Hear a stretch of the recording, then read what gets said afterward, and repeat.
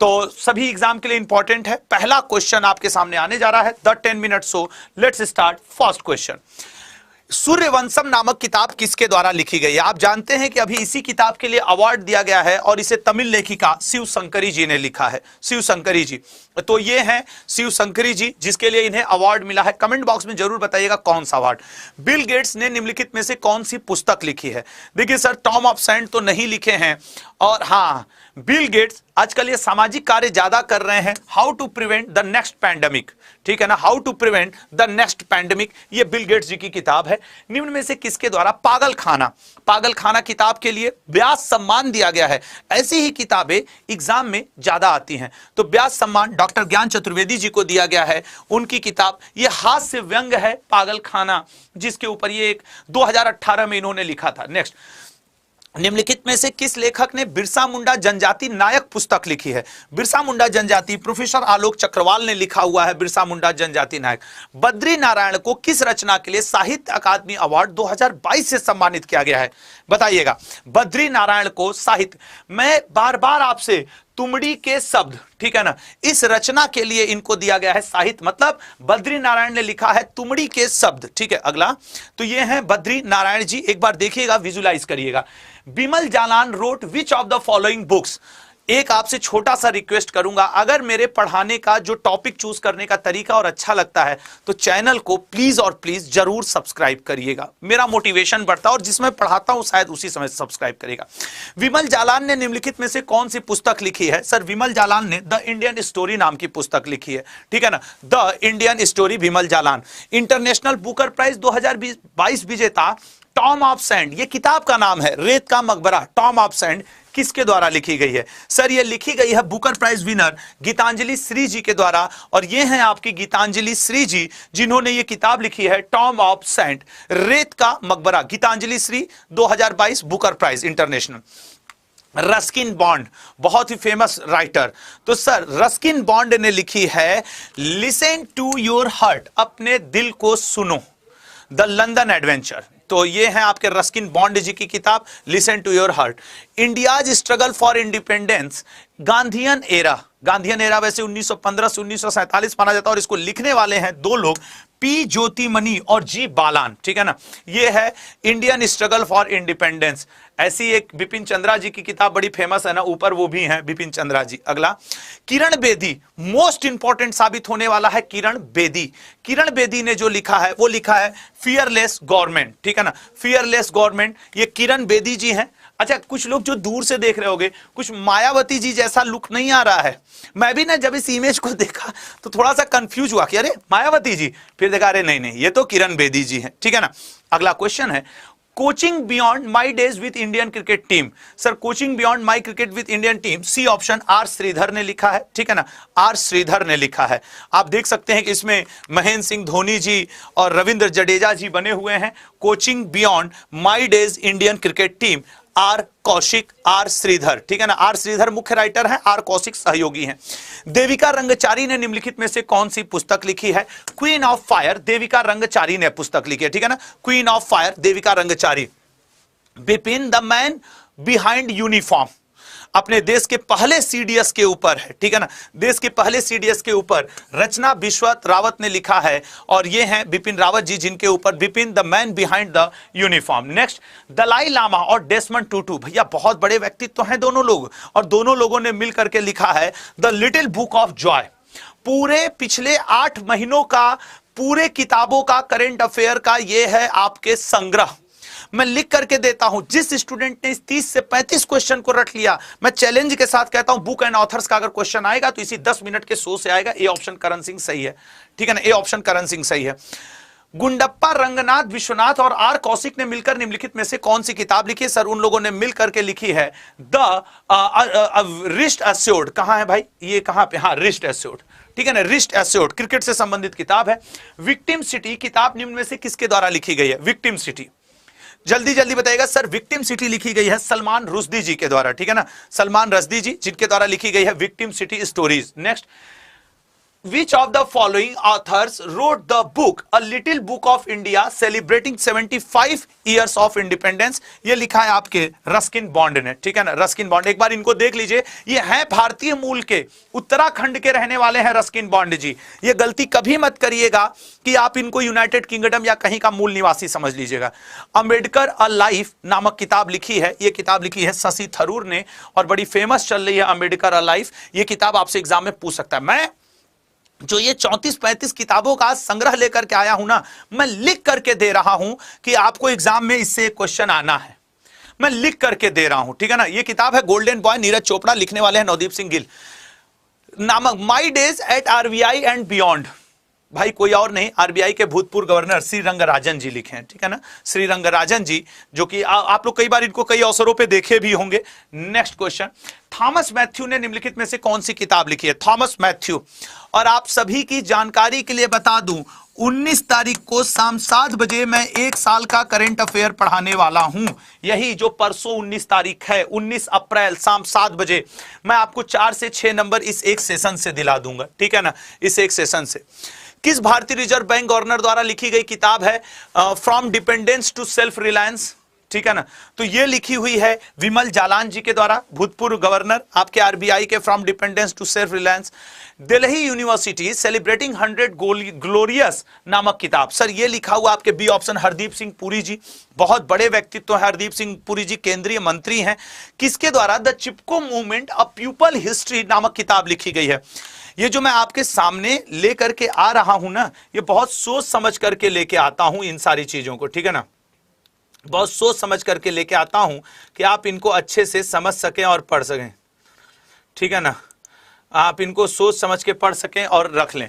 बताओ तो सर इसका राइट आंसर है ए ऑप्शन, शेखर पाठक, ठीक है ना, इसका राइट आंसर है शेखर पाठक। ये पर्यावरण से रिलेटेड, इसलिए पुस्तक जीते जी इलाहाबाद, जीते जी इलाहाबाद, सर जीते जी इलाहाबाद ममता कालिया की बुक है, अवार्ड विनर है ममता कालिया जी, ठीक है ना, और इस समय इनकी किताब चर्चा में है। अगला, पुस्तक मिरेकल ऑफ फेस योगा के लेखक कौन है? B option Mansi Gulati. अगला देखते हैं, फिट एट एनी एज, ठीक है ना, फिट एट एनी एज, यह कौन लिखा है? सर ये लिखा हुआ है पीवी अय्यर ने, पीवी अय्यर ने, फिट एट एनी एज, ठीक है ना, एयरफोर्स में है, एयरफोर्स मार्शल रहे पीवी अय्यर जी। जावेद अख्तर पर लिखी गई पुस्तक जादूनामा के लेखक कौन है? सर जादूनामा लिखा है अरविंद मडलोई ने, ठीक है ना, ये जावेद अख्तर के ऊपर लिखी गई किताब है। अगला, हाल ही में किसकी आत्मकथा अनजान साक्षी का विमोचन किया गया है? अनजान साक्षी का विमोचन प्रोफेसर के अब्दुल गफ्फार ने किया है।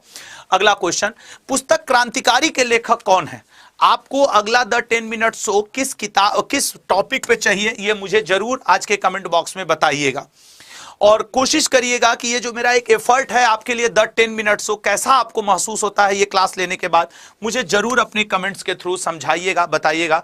शायद मुझे आप और मोटिवेशन मिले, आप लोगों के एक छोटे छोटे कमेंट, आप जो थैंक्स भी लिखते हो ना, वो मेरे लिए दोस्तों का आशीर्वाद और साथ होता है। पुस्तक ब्रेकिंग बैरियर के लेखक कौन है? बी ऑप्शन काकी माधव राव। और ये 35 ही हैं, लेकिन मैं लिख करके देता हूं कि इसमें से 1-2 नंबर इस बार कंफर्म है आपके पेपर में, ठीक है ना। ए.के. द्विवेदी, ह्यूमन एनाटॉमी के लेखक हैं ए.के. द्विवेदी, ठीक है ना। और लास्ट, एशिया का परमाणुकरण, ठीक है ना, न्यूक्लियराइजेशन ऑफ एशिया, इसके लेखक हैं सी ऑप्शन रेने बाबा। इंडियन कॉन्स्टिट्यूशन के सभी प्रमुख भाग को याद करने का एक लाइन बताऊंगा। संभव है कि आप में से कुछ को याद हो तो उनके लिए दोहरा जाएगा, और जिनको नहीं याद होगा उनको कुछ नया मिल जाएगा। तो एक बार कमेंट बॉक्स में जय हिंद लिखेंगे, और अगर ट्रिक पसंद आए तो चैनल को लाइक और सब्सक्राइब जरूर करेंगे। क्लियर है? All the best. शुरुआत करते हैं संविधान के सभी प्रमुख भाग को याद करने का एक छोटा सा एफर्ट, ठीक है। ये लीजिए पहला एफर्ट। आपको ऐसे याद रखना है कि आपको अमेरिका के राष्ट्रपति से मिलने जाना है, मेरी बात को याद रखो। तो आप कैसे जा सकते हैं? प्रधानमंत्री मोदी जी से कहिए कि हमें एक रॉकेट दे दीजिए, क्योंकि भाई वो परमिशन दे दें तो आप तो अमेरिका के राष्ट्रपति अभी जाकर के जो बिडेन से मिल लेंगे। तो अगर आपको अमेरिका के राष्ट्रपति से मिलना है तो you can fly directly from US using prime minister special rocket. आप उड़ करके जा सकते हैं डायरेक्टली फ्रॉम यूएस जा सकते हैं। किससे मिलना? अमेरिका के राष्ट्रपति से, using prime minister Modi ji का स्पेशल रॉकेट पकड़ के जाइए, पहुंच जाएंगे ना भाई। अब यही लाइन है आपकी ट्रिक। अब सर यही लाइन तुमको रटनी है, ठीक है, एक बार दोहरा लेते हैं। और अभी साइंस का एक ट्रिक इसके बाद साइंस वाले में वाह कहलवा दूंगा। आइए, यू से यूनियन टेरिटरी, संविधान का भाग 1 है। सी से सिटीजनशिप, संविधान का भाग 2 है। देखो अब यहीं पे आपको खेल खेलना है, बस कैसे सर, यू, अब देखो ये वाला सी है, सी से सिटीजनशिप, यही है संविधान का भाग 2 और ये है संविधान का भाग 1। तो अगला है फ्लाई और डायरेक्टली, ठीक है ना। तो फ्लाई ये है आपका संविधान का भाग 3, फंडामेंटल राइट ही तो है उसमें, ठीक है ना, फंडामेंटल राइट ही तो है उसमें, भाग 1 भाग 2 भाग 3। यू कैन फ्लाई है। अब उसके बाद डायरेक्टली है, डायरेक्टिव प्रिंसिपल आपके संविधान के भाग 4 में डायरेक्टिव प्रिंसिपल है, ठीक है ना, ये इंग्लिश में ही रहेगा। तो यूनियन टेरिटरी, यूनियन जो है आपका 1 में, सिटीजनशिप 2 में, फंडामेंटल राइट 3 में, 1 2 3। डायरेक्टिव, डायरेक्टली से डायरेक्टिव प्रिंसिपल, एफ से फंडामेंटल ड्यूटीज, जो कि आपके संविधान के 4A में है, यहां पे आपको याद रखना होगा। यू द यूनियन, ये आपके देखो डायरेक्टली फ्रॉम, इसका F ले लिए, इसका D ले लिए, अब क्या है US, मतलब अगले 2 आने चाहिए U पे, तो द यूनियन, और आपके S से क्या आ जाएगा, द स्टेट। द यूनियन संविधान के किस भाग में है, 5 में, और द स्टेट आपके किस भाग में है, 6 में। US तक हो गया सर, फिर U आ गया, हाँ तो फिर U आ गया, तो आपके संविधान के भाग 7 में यूनियन टेरिटरी ही तो है, यूनियन टेरिटरी तो ही है। अच्छा अगला पॉइंट, फिर यूजिंग हो गया, फिर इसका P आ जाएगा और इसका M आ जाएगा। P से द पंचायत, पंचायत का ही जिक्र तो आपके अगले भाग में है, पंचायत का। उसके बाद M आ जाएगा ना, तो M देखो, M से द म्युनिसिपैलिटीज, पंचायत के आगे म्युनिसिपैलिटीज, फिर आपके स्पेशल द कोऑपरेटिव सोसाइटी, ये आपको थोड़ा सा अलग से याद करना पड़ेगा, ये आपको अलग याद करना पड़ेगा। और आपको क्या करना होगा, S से आपके स्पेशल की जगह S स्पेशल वाला है the schedule and tribal areas, और R से the relation between union and state, ये है। अब इसी को अगर ऐसे देखोगे, you can fly directly from, यही है ना, you can fly directly from, you can fly directly from, point समझना। और उसके बाद यूजिंग, आपके यूजिंग प्राइम मिनिस्टर रॉकेट, ठीक है ना, using prime minister special rocket, यही था आपका ट्रिक। अब ट्रिक नंबर 2, अच्छा सर इसमें थोड़ा सा कम मजा आया, थोड़ा दिमाग लगाना पड़ा। सर ट्रिक नंबर 2, सदिश और अदिश राशि पहचानने की। कई बार आपसे आपके एग्जाम में स्केलर और वेक्टर क्वांटिटी पहचानने के लिए आता है, एक लाइन में इसको खत्म कर दूंगा। आइए सर, कैसे सर, सदिश और अदिश राशियां जरा देखते हैं सर। ऊर्जा, समय, चाल, दूरी, कार्य, ठीक है सर, ये आपके स्केलर है अदिश। सदिश, बल, विस्थापन, वेग, संवेग, आवेग। कुछ बात नोटिस कर रहे हो क्या सर? अच्छा थोड़ा सा और देख लो, और देखो, आयतन, द्रव्यमान, विद्युत धारा, दाब, ताप, इधर त्वरण। सर कुछ बात नोटिस कर रहे हो, इसी वाले में तुम लोग नोटिस कर पाओगे, जो पकड़ ले वो समझ गया कि सर ये हो गया। सर कैसे? जिस भी शब्द में पहचानने के लिए आवे और उसमें व आ जाए, जिस भी शब्द में पहचानने के लिए आवे और उसमें व आ जाए, तो वो हो जाएगा आपके क्या, सदिश। और अगर उसमें वह शब्द नहीं आ रहा है तो वो हो जाएगा अदिश। इसमें वह आया नहीं, इसमें वह आया नहीं, इसमें वह आया नहीं, इसमें वह आया नहीं, इसमें वह आया नहीं। आगे देखो, क्या सर आयतन में वह आया नहीं, द्रव्यमान में आधा वह है, पूरा नहीं है, नहीं आया, विद्युत धारा। ये आपके 2 अपवाद हैं। कौन कौन से 2 अपवाद हैं? मात्र वह आने के बावजूद वो आपके क्या है, अदिश है। घनत्व और आवेश, ये 2 अपवाद हैं। ठीक उसी तरीके से इधर भी 2 अपवाद हैं। बाकी देखो, वह शब्द आ जाए तो सदिश और वह शब्द ना आवे तो अदिश। 99% पे ये टिक सही है। जिन 2 पे नहीं सटीक बैठता मैंने वो अपवाद में भी लिख दिया है। आप फिर से एक बार देखो सदिश अदिश पहचानने का तरीका। जिसमें वह शब्द आ जाए वो सदिश 99.99% में देख लो, वह। और जिसमें वह शब्द ना आवे वो अदिश। ये देखो वह आ रहा है। अब आप हमसे देखो, खुराफाती भी तो स्टूडेंट होते हैं, कुछ होते हैं दिमाग लगाएंगे, अरे गुरुजी ऐसे कैसे, तो गुरु तुम्हारे लिए बता दे रहा हूं। 2 अपवाद हैं, उन 2 अपवाद को यहां से पढ़ लेना, विद्युत क्षेत्र, चुंबकीय क्षेत्र, और आपके इसमें अपवाद है घनत्व और वह, इन दोनों में वह आ रहा है, लेकिन उसके बावजूद ये अदिश हैं। तो अपवाद को अगर याद रखोगे तो मजा आ जाएगा। बताओ ट्रिक पसंद आई भाई? देखो, और अक्सर एग्जाम वाला यही घुमाता है, इन दोनों अपवाद को बस याद रखना लल्ला, बार बार हाथ जोड़ के रिक्वेस्ट है, अपवाद याद रखना, बाकी बस एक लाइन याद रखना, गुरु वह आए तो सदिश, ना आए तो अदिश, ले मजा, 1 नंबर हो गया, जीएस ट्रिकी समाप्त हुआ, ठीक है ना। हाँ, अब अपवाद याद रखना। चूंकि अब दीपावली का समय है, लोग रिजर्वेशन को लेकर के अफरा तफरी में है, छठ पूजा है, और रेलवे तो भारत की लाइफलाइन कही जाए तो अतिशयोक्ति न होगी। ऐसे समय में भारत सरकार ने रेलवे के नियम बदलने का अनाउंसमेंट कर दिया गया। जैसा मीडिया में न्यूज है, 1 नवंबर 31 अक्टूबर को दीपावली है, और उसके कुछ ही दिन बाद हफ्ते भर के अंदर आपका छठ पूजा है, और बहुत सारे बड़े बड़े त्योहार अब तो लाइन से लगे हुए हैं। ऐसे समय में रेलवे के टिकट के नियम बदल गए हैं। क्या बदले हैं रेलवे के टिकट के नियम, जरा सा उसके ऊपर भी हम लोग ध्यान देंगे। देखो जरा समझना, जनरली पहले क्या होता था कि रेलवे का आम लोगों के लिए टिकट रिजर्वेशन में लंबी लंबी वेटिंग रहती थी। तो भारत सरकार ने क्या किया कि अब ट्रेन की बोगी में कंफर्म, मतलब स्लीपर में, एसी में वही यात्री चढ़ेंगे जिनके पास कंफर्म टिकट होगा। ये तो आपको पहले से पता था, हाँ सर, लेकिन कुछ लोग सेटिंग वेटिंग करके टीटी से बात करके भी चले जाते हैं, लेकिन अब कड़ाई हो रही है धीरे धीरे। यह भी नियम आया समय पर कि ऐसा होगा कि अगर आपका तत्काल में वेटिंग है और वो क्लियर नहीं होता है तो वो कैंसिल ई टिकट। अगर आपने वेटिंग टिकट लिया, वो आपका कंफर्म नहीं होता है तो वो उसका भी पैसा रिफंड मिलेगा और आपका वो टिकट कैंसिल माना जाएगा, मतलब आप वेटिंग का टिकट लेके ट्रेन में नहीं चढ़ सकते। ये नियम कुछ दिन पहले आ गए थे, लेकिन अब जो नियम आया वो वास्तव में मेरे हिसाब से, जो मुझे अपना व्यक्तिगत लगता है, थोड़ा टिकट की मारामारी को कहीं और बढ़ा देगा। हालांकि सरकार के अपने तर्क हैं कि कालाबाजारी रुक जाएगी, कालाबाजारी रुक जाएगी, लंबी वेटिंग से लोगों को आजादी मिलेगा। रेलवे के नियम क्या थे जरा सुनिएगा, यहां पे मैं आपको क्लियर कर देता हूं। रेलवे के नियम ये थे कि 120 दिन पहले अगर आपको कंफर्म टिकट चाहिए, कंफर्म टिकट, तो कंफर्म टिकट लेने के लिए आम आदमी क्या करता था, 120 दिन पहले रेलवे की विंडो ओपन होती थी टिकट की और वो ले लेते थे। ब्लॉक हो गया, ठीक है ना, वो ब्लॉक हो गया।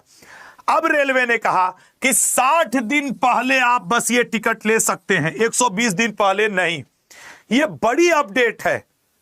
अब जैसे होता था कि कब आप टिकट ले सकते हैं, तो पहले अगर यही बात मैं विदेशी यात्रियों के संदर्भ में करूं, विदेशी यात्री या फिर पर्यटक, विदेशी यात्री या फिर पर्यटक, आप में से कोई भी बता सकता है जो विदेशी पर्यटक आते हैं वो कितने दिन पहले रेलवे का टिकट बुक कर सकते हैं?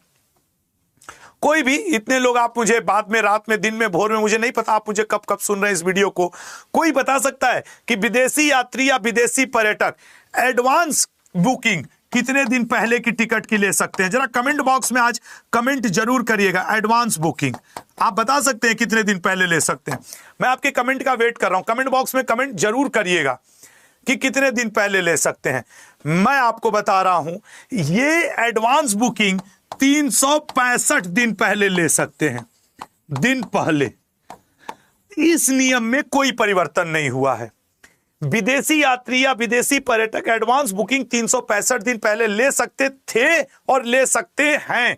इस नियम में कोई परिवर्तन नहीं है। कंफर्म टिकट के लिए जो 120 दिन पहले यात्री एडवांस टिकट बुकिंग करते थे वो बदल गया है। अब 60 दिन पहले आप टिकट बुक कर सकते हैं, 60 दिन पहले आप टिकट बुक कर सकते हैं, ठीक है ना। और दूसरी बात बता दें, अब इन चीजों का एक बड़ा बेनिफिट है। लोग पहले टिकट लेके ब्लैक में और गलत तरीकों से टिकट बेच देते थे, आओ हमारे पास पहले जिस दिन विंडो खुली 20 टिकट लेके खरीद के बैठ जाते थे। फिर जो आम आदमी होता था उसको दिक्कत, टिकट नहीं बुक हो रही है। इससे काला बाजारी पे भी रोक लगेगी। और इन नियमों को अगर विस्तार से जाना जाए तो यही है ये नियम कि अब आपको 120 दिन की जगह 60 दिन पहले एडवांस में बुकिंग करने का मौका मिलेगा।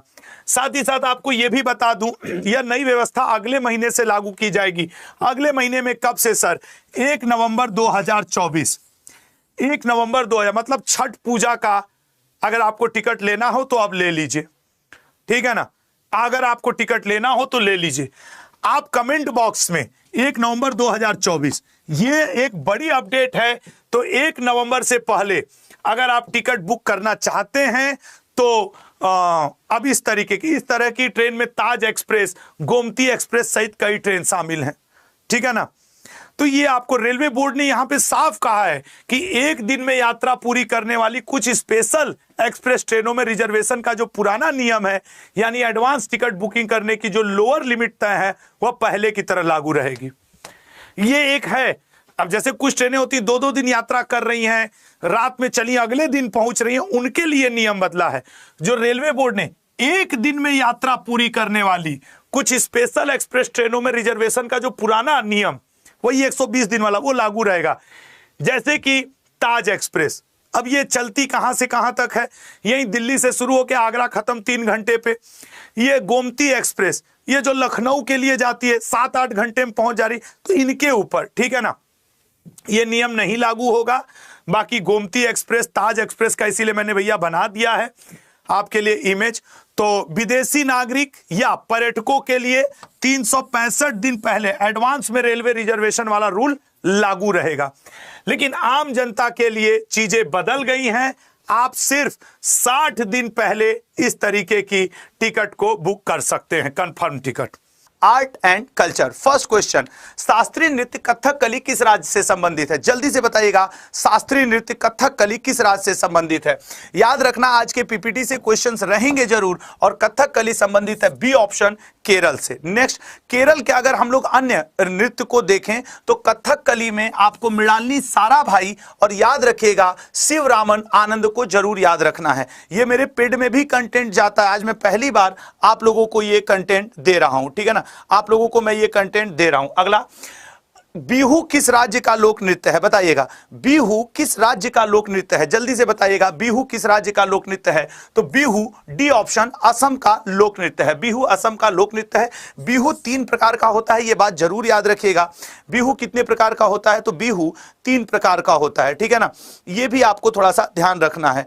अगला क्वेश्चन आपकी स्क्रीन पे ये रहा, कूद नृत्य किस राज्य में होता है? कूद जम्मू एंड कश्मीर में होता है। जम्मू एंड कश्मीर में, जम्मू कश्मीर के जो अन्य नृत्य हैं उसमें आपको दंडी नाच जरूर याद रखना है। साथ ही साथ रौफ नाम का नृत्य आपको जरूर याद रखना है। रौफ नाम का नृत्य आपको जरूर याद रखना है। अगले क्वेश्चन पे जाएंगे, भारतनाट्यम किस राज्य का शास्त्रीय नृत्य है? भारतनाट्यम किस राज्य का शास्त्रीय नृत्य है? भारतनाट्यम आपके सी ऑप्शन, तमिलनाडु का शास्त्रीय नृत्य है। और तमिलनाडु में भारतनाट्यम को करने वाली मृणालिनी साराभाई, लीला सैमसन, सोनल मानसिंह, ये बहुत ही उत्कृष्ट कलाकार हैं जो ये करते हैं, याद रखिएगा। अगला, हॉर्नबिल त्योहार किस राज्य में मनाया जाता है? हॉर्नबिल त्योहार किस राज्य में मनाया जाता है? याद रखिएगा, हॉर्नबिल जो है ये ऑप्शन, नागालैंड में मनाया जाता है हॉर्नबिल, ठीक है ना, नागालैंड में मनाया जाता है आपके हॉर्नबिल। अगले क्वेश्चन की तरफ जाते हैं और देखते हैं कि अगला क्वेश्चन क्या है, ठीक है। अगले क्वेश्चन की तरफ जाते हैं और अगला क्वेश्चन क्या है ये देखते हैं। निम्नलिखित में से कौन सा लोक नृत्य कर्नाटक से संबंधित है? बताइएगा, कौन सा लोक नृत्य कर्नाटक से संबंधित है? कर्नाटक से संबंधित है आपके ए ऑप्शन, यक्षगान। कई बार एग्जामिनेशन में पूछा जाता है यक्षगान। अभी जो पिछला CHSL हुआ था, पिछला CGL हुआ, MTS हुआ, उन सब में ये पूछा गया था। और यक्षगान यह नृत्य और नाट्य का मिश्रण है, भाषा कन्नड़ है और विषय पौराणिक होती है, याद रखिएगा। कर्नाटक से वीरगास से कुनीता और कुर्गा यह भी पूछता है आपके एग्जामिनेशन में। नौटंकी किस राज्य का लोक नृत्य है? ऑलवेज याद रखिएगा, उत्तर प्रदेश। उत्तर प्रदेश में कथक भी किया जाता है। उत्तर प्रदेश की लोक कला चौक पूर्णा बेहद इंपॉर्टेंट है, बेहद इंपॉर्टेंट है। उत्तर प्रदेश में लोक नृत्य में रासलीला, नौटंकी, जो कि अक्सर आपके एग्जामों में आता है। एक बार एमटीएस के पेपर में मयूर नृत्य पूछा था, मयूर नृत्य एमटीएस के पेपर में पूछ चुका है। इसमें अच्छा, ये तो कथक के कलाकारों का नाम आपसे पूछता है। कथक के कलाकार का नाम है सितारा देवी। जितने भी महाराज हैं वो सब के सब ऑलमोस्ट कथक के कलाकार हैं। ये एक छोटा सा हिंट होगा आपके लिए। पडवानी किस राज्य का प्रमुख लोक नृत्य शैली है? पडवानी आपके छत्तीसगढ़ का प्रमुख नृत्य शैली है, ठीक है ना, छत्तीसगढ़ का। और छत्तीसगढ़ से वैसे आपके तीजन बाई का नाम बड़ा इंपॉर्टेंट है जो पडवानी नृत्य को करती हैं। गणगौर भारत के किस राज्य का एक प्रसिद्ध त्योहार है? तो गणगौर भारत के, ए ऑप्शन, राजस्थान का एक प्रसिद्ध त्योहार है, ठीक है ना, गणगौर राजस्थान का एक प्रसिद्ध त्योहार है, ठीक है ना। अगला क्वेश्चन आपके स्क्रीन पे, ठीक है ना, अगला आपके स्क्रीन पे ये रण उत्सव किस राज्य में मनाया जाता है? हमेशा याद रखिएगा, रण उत्सव गुजरात में मनाया जाता है, गुजरात में। नेक्स्ट, बाउल नृत्य किस राज्य का लोक नृत्य है? बाउल किस राज्य का लोक नृत्य है? बाउल है आपके पश्चिम बंगाल का लोक नृत्य। अन्य लोक नृत्य में वैसे लोक कला वहां की पश्चिम बंगाल की अल्पना भी पूछता है। छऊ एक ऐसा नृत्य है जो कम से कम 3 राज्य में किया जाता है, झारखंड में, पश्चिम बंगाल में, बिहार में छऊ किया जाता है। भांगड़ा, भांगड़ा सर निश्चित रूप से पंजाब का एक लोक नृत्य है और इसमें आपको याद रखिएगा भांगड़ा नृत्य पुरुषों द्वारा किया जाता है, वहीं पे जो गिद्दा नाम का नृत्य है वो महिलाओं के द्वारा किया जाता है। कभी कभी क्वेश्चंस में यही बात पूछ देता है कि कौन सा पुरुषों का नृत्य है और कौन सा महिलाओं का नृत्य है। मिजोरम का लोक नृत्य कौन है? पाखु पिल्ला। मिजोरम का जो नृत्य है पाखु पिल्ला, ये अत्यंत फेमस है और मिजोरम से सांवलिया नाम का नृत्य भी पूछा जाता है जो मिजोरम के लोगों का एक पारंपरिक नृत्य है। मैं आपको बहुत क्लियर कर दूं, मुझे अच्छे से पता है कि मैं तेज पढ़ा रहा हूं, लेकिन रीजन उसका यह है कि मुझे इसे 10 मिनट के अंदर खत्म करना। ऑलरेडी हम लोग कुछ मिनट बर्बाद कर चुके हैं। कुचिपुड़ी किस राज्य का शास्त्रीय नृत्य है? सर आंध्र प्रदेश का। ये वो क्वेश्चन, वो पीपीटी है कि आपके पेपर में पूछना ही पूछना है। कुचिपुड़ी की नृत्यांगना यामिनी कृष्णमूर्ति, राधा रेड्डी, राजा रेड्डी और स्वप्न सुंदरी अक्सर पूछता है। न सिर्फ नृत्य, नृत्य से संबंधित पर्सन, लोक कला, ये भी आपसे पूछता है। अरुणाचल प्रदेश में मुखौटा नाम का युद्ध नृत्य होता है और अरुणाचल प्रदेश से 2 चीजें, मुखौटा नृत्य, युद्ध नृत्य, यह भी पूछता रहता है। लावड़ी और लेक्शिमा यह आपके महाराष्ट्र में होता है। थोड़ा सा तेज सही करिएगा, थोड़ा सा तेजी से सही करिएगा, मतलब आंसर करिएगा। लोक नृत्य तमाशा और लेक्शिम, लावड़ी, ये इंपॉर्टेंट है। यहां की लोक कला रंगोली आपके एग्जाम में अक्सर पूछता रहता है। नेक्स्ट, निम्न में से कौन सा नृत्य मणिपुर का शास्त्रीय नृत्य है? मणिपुर का शास्त्रीय नृत्य, ए ऑप्शन, मणिपुरी है। लोक नृत्य की अगर मणिपुर की बात करें तो महारास और नटरास है। सवारी और मुड़री किस राज्य का लोक नृत्य है? सवारी और मुड़री ओडिशा राज्य का लोक नृत्य है। अब देखो, अब ओडिशा में भी आपके छऊ है। छऊ बहुत कॉमन है 3-4 राज्य में, मैं आपके लिए इंपॉर्टेंट बता रहा हूं, ठीक है ना। ओडिशा का ओडिशी, ये वाला आप लोग अक्सर पकड़ लेते हो, इसलिए मैं इसमें कुछ बोलने वाला ही नहीं हूं। अगला, विदेशिया, विदेशिया सर झारखंड का लोक नृत्य है, झारखंड का। आप किसी भी राज्य का कोई भी एग्जाम दे रहे हो, ये लेक्चर इंपॉर्टेंट है, रहेगा और रह जाएगा। निम्न में से कौन सा उत्तराखंड का लोक नृत्य है? उत्तराखंड में सर गढ़वाल एक जगह है और गढ़वाली वहां पे नृत्य की जाती है। अगला क्वेश्चन, जबकि मैं ये बता दूं, ये पीपीटी मेरे पेड क्लास के स्टूडेंट जानते होंगे मैं उनके लिए प्रयोग करता हूं, लेकिन आज मैं आप लोगों के लिए प्रयोग किया कि जरा सा देखिए कि पेड क्लास भी कैसे चलती है और द 10 मिनट शो का कंटेंट क्या होता है। छपेली किस राज्य का लोक नृत्य है? डी ऑप्शन, हिमाचल प्रदेश का लोक नृत्य है, ठीक है ना, हिमाचल प्रदेश का। अगला क्वेश्चन, लाहो और दक्कनी सीजीएल में, एमटीएस में कई बार पूछा है। हम तो फेमस वाले कुचिपुड़ी, भारतनाट्यम, कथक ये रट के जाते हैं और ये आता है तो नंबर कट जाते हैं। इसका राइट आंसर आपके सी ऑप्शन, गोवा, मेघालय। अगला क्वेश्चन, निम्नलिखित में से कौन सा एक सुशीर वाद्य है? मतलब जो सुशीर वाद्य कहा जाता है बांसुरी को, ठीक है ना। बांसुरी बजाने में राजेंद्र कुलकर्णी, पन्नालाल घोष और राजेंद्र प्रसन्ना, हरिप्रसाद चौरसिया, ये बड़े इंपॉर्टेंट नाम है।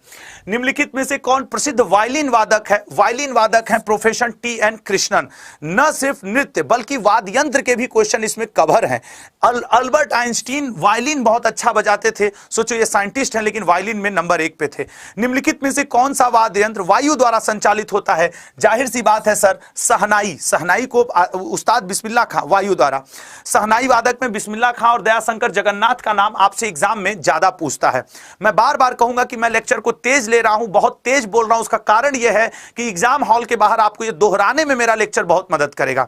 तबला का प्रचलन किसने किया था सर? तबला और आपके क्या कहते हैं सितार और कव्वाली सभी के जनक आमिर खुसरो हैं। अगला, अच्छा जितने महाराज हैं, किशन महाराज, गुदई महाराज, अच्छन महाराज, सब लोग तबला वादक हैं। वाद्य यंत्र सितार का जनक सर, सितार का जनक भी आमिर खुसरो, कव्वाली का जनक भी आमिर खुसरो, तबला का जनक भी आमिर खुसरो, और सितार में पंडित रविशंकर का नाम, निखिल बनर्जी और बिलायत खां, ये 4 नाम आपके अन्य इंपॉर्टेंट हैं। एस बालाचंद्रन का संबंध किस वाद्य यंत्र से है सर? एस बालाचंद्रन का संबंध बी ऑप्शन वीणा से है। वीणा वादक बी दोरोस्वामी, कई बार एग्जाम में पूछा हुआ है। बदरुद्दीन टांगर जी। जितने लोग आप लोग सीरियस तैयारी करते होंगे आपको पता होगा कि ये ऑप्शन में नाम अक्सर दिखते रहते हैं। आज का सेशन मैं लिख करके देता हूं कि आपको 1 से 2 क्वेश्चन हर एग्जाम में मिलने वाला है। सततंत्री वीणा किस वाद्य यंत्र को कहा जाता है? डी ऑप्शन संतूर को कहा जाता है। संतूर वादक शिव कुमार शर्मा और भजन सोपोरी बहुत इंपॉर्टेंट है। इनका निधन भी हुआ है अभी कुछ दिन पहले शिव कुमार शर्मा जी का, तो निश्चित तौर पे एग्जाम में पूछ सकता है। दयाशंकर जगन्नाथ का संबंध किस वाद्य यंत्र से है सर? सरोद से है। सरोद वादक में अक्सर जो एग्जाम आपके पेपर में पूछता है अलाउद्दीन खां, हाफिज खां और जरीन दारूवाला, मैं उन नामों के नीचे अंडरलाइन कर रहा हूं जो आपके एग्जाम पेपर में अक्सर आपको दिखते हैं। ये कुछ अन्य वाद्य यंत्र हैं, ठीक है ना। अब कुछ त्योहारों की बात कर लें तो केरल में ओणम बड़ा फेमस है। असम से बिहू आपको याद रखना है। जम्मू कश्मीर से आपको मुख्य रूप से चैत्र चौदस याद रखना है। तमिलनाडु से आपको पोंगल और जलीकट्टू, ये मैं याद रखने के लिए बस बोल रहा हूं। नागालैंड से हार्नबिल आपके एग्जाम में जरूर पूछता है। कर्नाटक से आपको हम्पी त्योहार जरूर पूछता है।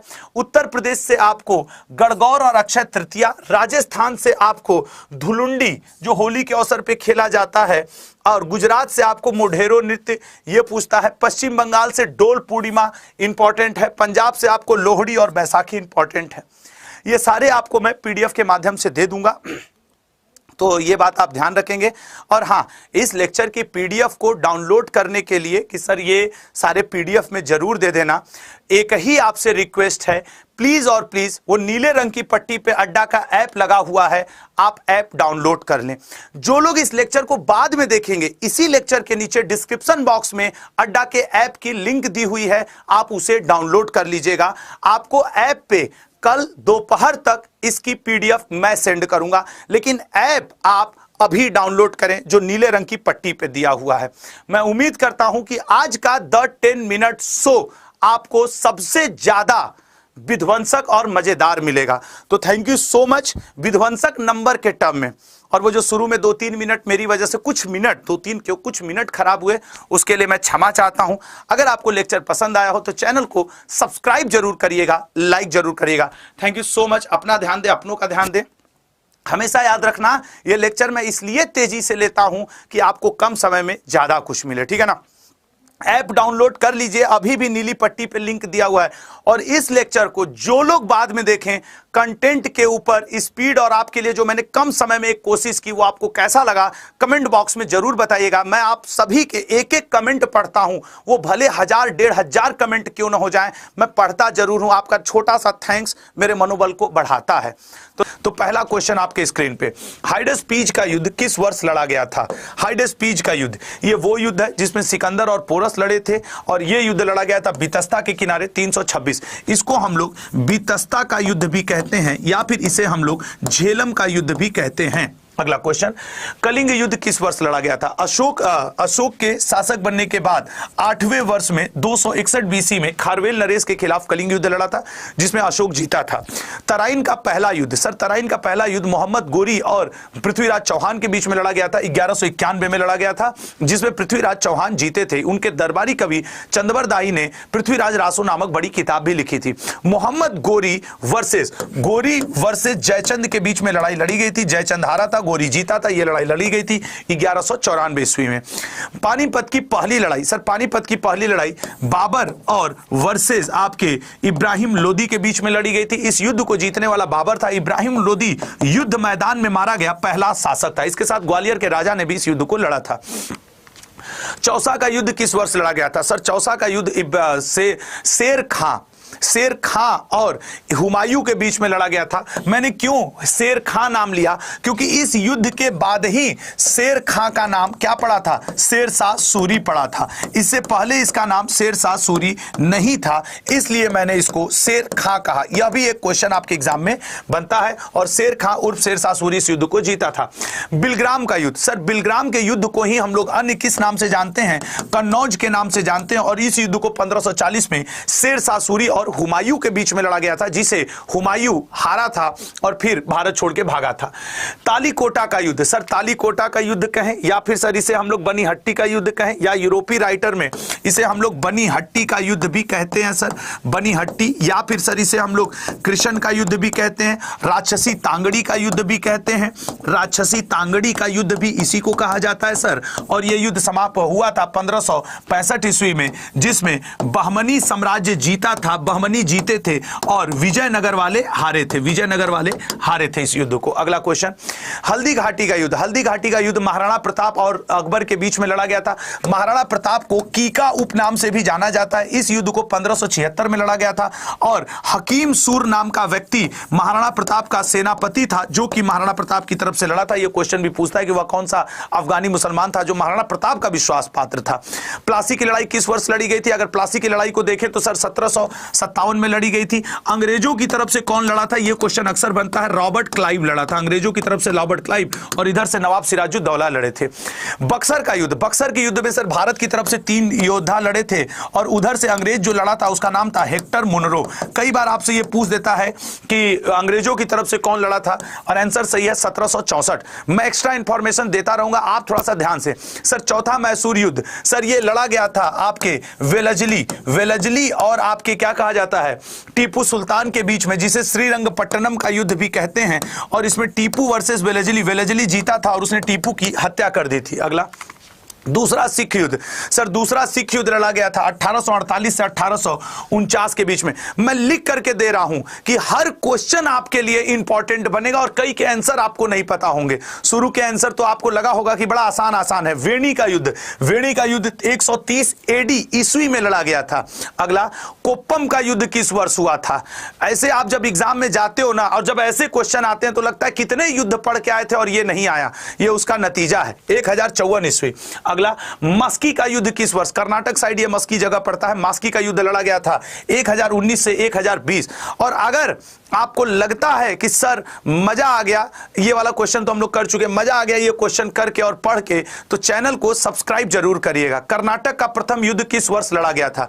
कर्नाटक का प्रथम युद्ध किस वर्ष लड़ा गया था? सर प्रथम कार्नेटिक वार 1744 से 48 के बीच में, ये अंग्रेजों और फ्रांसीसियों के बीच में हुआ था। 4 युद्ध हुए थे। कर्नाटक का द्वितीय युद्ध कब लड़ा गया था? सर ये सब संधि के द्वारा समाप्त हो रहे थे, जैसे कि आपके एला सापल की संधि, उसके बाद आपके पौंडीचेरी की संधि, पेरिस की संधि, ये संधियां भी हो रही थी इन युद्धों के साथ। तो सी ऑप्शन 1748 से 1754। कर्नाटक का तीसरा युद्ध किस वर्ष लड़ा गया था? बताइएगा। कर्नाटक का तीसरा युद्ध, कर्नाटक का तीसरा युद्ध 1756 से 1763 एप्लिंग। अगला, पहला आंग्ल मराठा युद्ध किस वर्ष लड़ा गया था? बताइएगा। पहला आंग्ल मराठा युद्ध किस वर्ष लड़ा गया था? तो पहला एंग्लो मराठा वार जो लड़ा गया था, बी ऑप्शन 1775 से 1782। दूसरा आंग्ल मराठा युद्ध किस वर्ष लड़ा गया था? देखो मेहनत करो, रेगुलर मेहनत करो, आपको द 10 मिनट शो अब रोज मिलेगा, लगातार मिलेगा, आपके एग्जाम तक मिलेगा और रोज एक नया टॉपिक रहेगा और हर टॉपिक को 8 से 10 मिनट में समाप्त किया जाएगा। 1817 से 1818। तीसरा मैसूर युद्ध किस वर्ष हुआ था? मैं लिख करके दे सकता हूं। क्वेश्चन नंबर 14 से लेकर के ये जो 26-27 तक जाएगा, आपको इसमें से बहुत ही कम याद होंगे। ए ऑप्शन 1790 से 1792।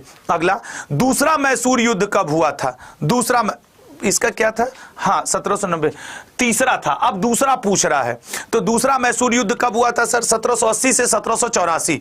अगला, पहला मैसूर युद्ध किस वर्ष हुआ था। देखो कार्नेटिक वार, एंग्लो मराठा वार, मैसूर वार, ये तीन तीन हुए थे और स्टूडेंट बचता है इनको याद करने से। आप मत बचना यार, आप इसको याद करके जाना। बी ऑप्शन 1734 से 1766। अगर आपको द 10 मिनट शो की पीडीएफ चाहिए होगी तो अड्डा ऐप का डाउनलोड का लिंक लगा हुआ, अड्डा ऐप को डाउनलोड कर लीजिएगा, वहां आपको इसकी पीडीएफ मिल जाएगी। पहला सिख युद्ध किस वर्ष हुआ था, ए ऑप्शन 1845 से 1846 में हुआ था। दूसरा, पहला आंग्ल अफगान युद्ध किस वर्ष हुआ था, आंग्ल अफगान युद्ध हुआ था पहला 1838 से 1842। संभव है कि ये आपको अभी ना याद हो, लेकिन ये 7-8 मिनट की वीडियो जो 10 मिनट शो में है ये आपको याद करवा के छोड़ेगी। बस इसी वीडियो को 2-4 बार देख लेना, ये मेरा आप सबसे रिक्वेस्ट है। दूसरा, आंग्ल अफगान युद्ध किस वर्ष हुआ था, दूसरा आंग्ल अफगान युद्ध हुआ था 1878 से 1880 के बीच में। और जैसा कि मैंने आपको बताया अभी आप सभी के लिए ये 30वां क्वेश्चन, तीसरा आंग्ल अफगान युद्ध किस वर्ष हुआ था, तीसरा आंग्ल अफगान युद्ध हुआ था सर 1919 ईस्वी में, ठीक है ना, 1919 ईस्वी में। भारत के किस राज्य में लुड्डी नृत्य किया जाता है। मैंने जानबूझ करके इस तरीके के नृत्यों को एक करने की कोशिश की है क्योंकि मैंने एसएससी के पेपर में, रेलवे के पेपर में ऑब्जर्व किया कि कुछ इस तरीके के क्वेश्चंस आ रहे हैं। लुड्डी नृत्य किया जा रहा है हरियाणा में। नेक्स्ट क्वेश्चन, वल्लाथोल द्वारा पुनरुज्जीवित नृत्य का नाम क्या है। वल्लाथोल द्वारा किए गए पुनरुज्जीवित नृत्य का नाम क्या है। What is the name of dance reviewed by Vallathol. उस नृत्य का नाम है बी ऑप्शन कथकली। चूंकि पेपर में क्वेश्चन आर्ट कल्चर से थोड़ा टफ आ रहा है इसलिए थोड़ी समस्या है। अंकिया नाट कहां का नृत्य है, अंकिया नाट कहां का नृत्य है। और आप महसूस इसमें कठिनाइयों को करेंगे कि यार हाँ ये तो नृत्य हमने सुने नहीं, क्योंकि मैंने देखा कि आपके एसएससी के पेपर में थोड़े अलग तरीके का ही आजकल आर्ट कल्चर पूछ रहा है। निम्नलिखित में से कौन सा एक देव नृत्य है, कथकली, मोहिनीअट्टम, कुचिपुड़ी, भांगड़ा।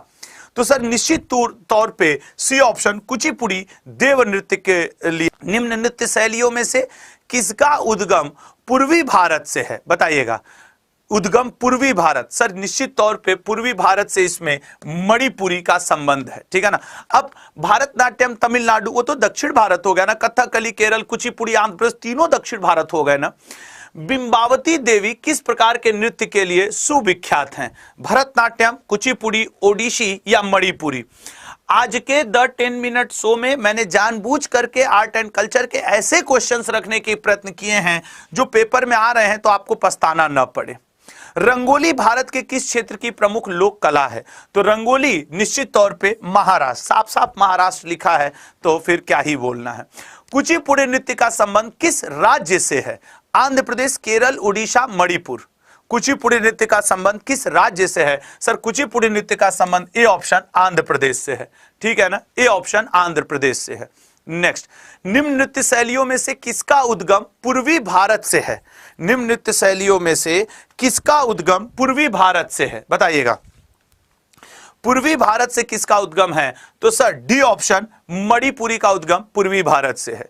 यक्षगान किस राज्य का लोक नृत्य है, थोड़ा सा तेजी से ये तो आसान है कि सर यक्षगान कर्नाटक का है। नेक्स्ट अगला क्वेश्चन, डांडिया रास किस राज्य का लोक नृत्य है, डांडिया रास किस राज्य का लोक नृत्य है, राजस्थान, मध्य प्रदेश, गुजरात या हरियाणा। सर ये है आपके सी ऑप्शन गुजरात का, ठीक है ना, गुजरात का। नेक्स्ट, लावड़ी किस राज्य का लोक नृत्य है, आंध्र प्रदेश, कर्नाटक, महाराष्ट्र, तेलंगाना। लावड़ी किस राज्य का लोक नृत्य है, सर लावड़ी किस राज्य का लोक नृत्य है, महाराष्ट्र का लोक नृत्य है। क्लियर है, महाराष्ट्र का लोक नृत्य है लावड़ी। नेक्स्ट, गिद्दा किस राज्य का लोक नृत्य है, गिद्दा राजस्थान, झारखंड, पंजाब या हरियाणा। गिद्दा किस राज्य का लोक नृत्य है, सभी रटे पड़े हैं सर, गिद्दा पंजाब में महिलाओं के द्वारा, भांगड़ा पुरुषों के द्वारा। घूमर किस राज्य का लोक नृत्य है, ये थोड़ा आसान है, ठीक है ना, घूमर आपके डी ऑप्शन राजस्थान। ये तो आप लोग पहचान गए होंगे कि कौन है। नेक्स्ट, युगादि नव वर्ष, अभी अभी कुछ दिन पहले मोदी जी ने इसकी हार्दिक बधाइयां भी दी थी पूरे देशवासियों को। यह है सर आपके दक्षिण भारतीयों का नव वर्ष है युगादि। रथ यात्रा उत्सव, भाई इसको तो हम लोग भूल ही नहीं सकते हैं, जय जगन्नाथ जी की, और टिक लगाइए उड़ीसा राज्य के ऊपर, उड़ीसा राज्य के ऊपर। पैगंबर मोहम्मद के जन्मदिन के उपलक्ष्य में कौन सा त्योहार मनाया जाता है? सर पैगंबर मोहम्मद साहब के ईद उल मिलादुन्नबी, ठीक है ना, मिलादुन्नबी, ठीक है ना। नेक्स्ट सरहुल पर्व। सरहुल पर्व हम लोग एक बार पढ़ चुके हैं, झारखंड और सरहुल 2-3 राज्य में एक्चुअली सेलिब्रेट किया जाता है, ये भी बताएं। कर्मा पर्व का संबंध किस राज्य से है? एक्चुअली पर्व त्योहार मेले के क्वेश्चंस और ज्यादा पेपर में आ रहे हैं, ठीक है ना। और मैं बार बार कह रहा हूं, सरहुल एक ऐसा पर्व है जो 2-3 राज्य में मनाया जाता है। कर्मा पर्व का बी ऑप्शन बिहार, ठीक है ना, बिहार और झारखंड। अब ऑप्शन में झारखंड होता तो ये भी कुछ ऐसे पर्व हैं जो 2-2, 3-3 राज्य में। ओणम किस राज्य का प्रमुख त्योहार है? ओणम सर प्रमुख त्योहार है बी ऑप्शन केरल से, ठीक है ना, बी ऑप्शन केरल से ओणम प्रमुख त्योहार है। पोंगल किस राज्य का प्रमुख त्योहार है? असम, कर्नाटक, केरल, तमिलनाडु। सर पोंगल है मुख्य रूप से तमिलनाडु का। क्लियर है? पोंगल कहां से मनाया जा रहा है?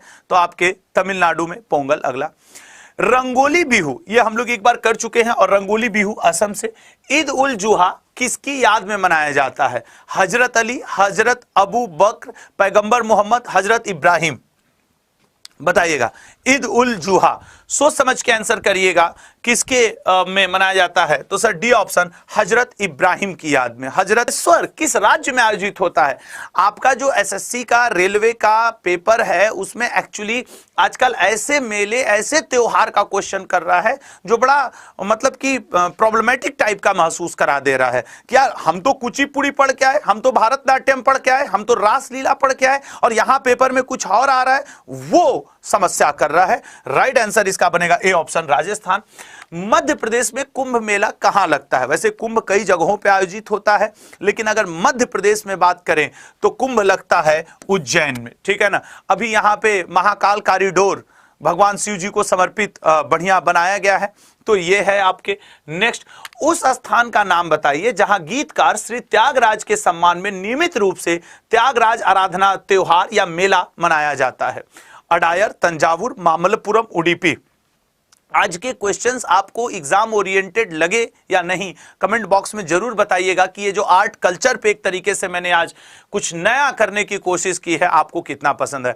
अगला टॉपिक आप कमेंट बॉक्स में जरूर लिखिएगा कि आपको अगले किस टॉपिक पे आपको चाहिए द 10 मिनट शो, क्योंकि मैं आपके कमेंट जरूर पढ़ता हूं द 10 मिनट शो के। क्लियर है ना? ओलंपिक 2024, इससे ज्यादा कुछ मत पढ़ना लल्ला, ठीक है, इससे ज्यादा कुछ मत पढ़ना। महत्वपूर्ण एमसीक्यू पेरिस ओलंपिक। चलो बताओ 2024 में पेरिस ओलंपिक का कौन सा संस्करण खेला गया था? जल्दी जल्दी बताना है लल्ला, याद है तो तुरंत आंसर करोगे, नहीं याद है तो अगले क्वेश्चन पे चलेंगे। सर वो था 33वां संस्करण, 33वां। अगला 33वें ओलंपिक का आयोजन किस शहर में किया गया? तो सर इस बार हुआ है फ्रांस के पेरिस में। अभी आसान आसान आसान आसान। अगला 33वें ओलंपिक खेल पेरिस के अलावा अन्य कितने शहरों में आयोजित किए गए?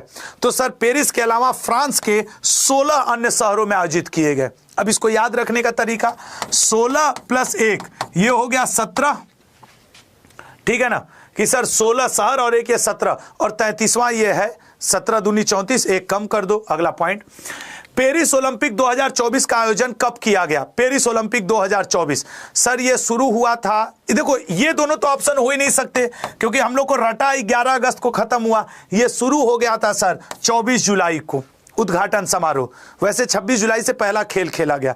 पेरिस ओलंपिक 2024 का उद्घाटन कब किया गया? उद्घाटन सर 26 जुलाई को खेल का किया गया था, ठीक है ना। 24 जुलाई को जैसे सब रंगारंग कार्यक्रम हो गया, ये वो हो गया, लेकिन पहला खेल 26 जुलाई को हुआ था, ये डिफरेंस है। अगला पॉइंट, पेरिस ओलंपिक 2024 का उद्घाटन किसके द्वारा किया गया? सर ये आपके हुआ फ्रांस में है, तो फ्रांस के ही महामहिम करेंगे ना, इमैनुअल मैक्रोन फ्रांस के हैं ना। अगला पॉइंट, हाल ही में पेरिस में कौन सी बार ओलंपिक खेलों का आयोजन किया गया है?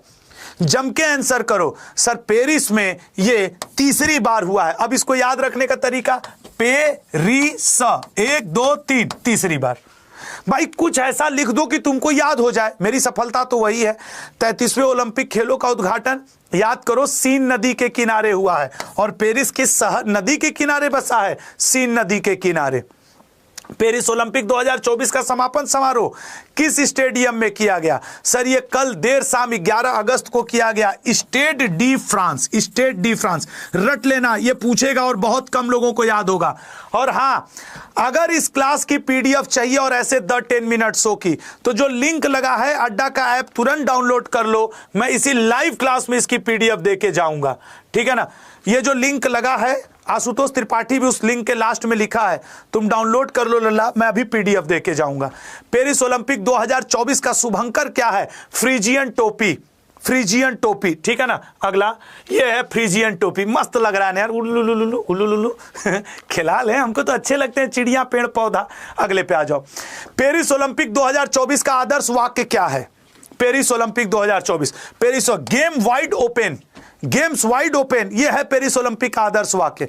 पेरिस ओलंपिक 2024 में किस देश ने सबसे अधिक पदक जीते हैं? 40 गोल्ड मेडल जीत गया है America.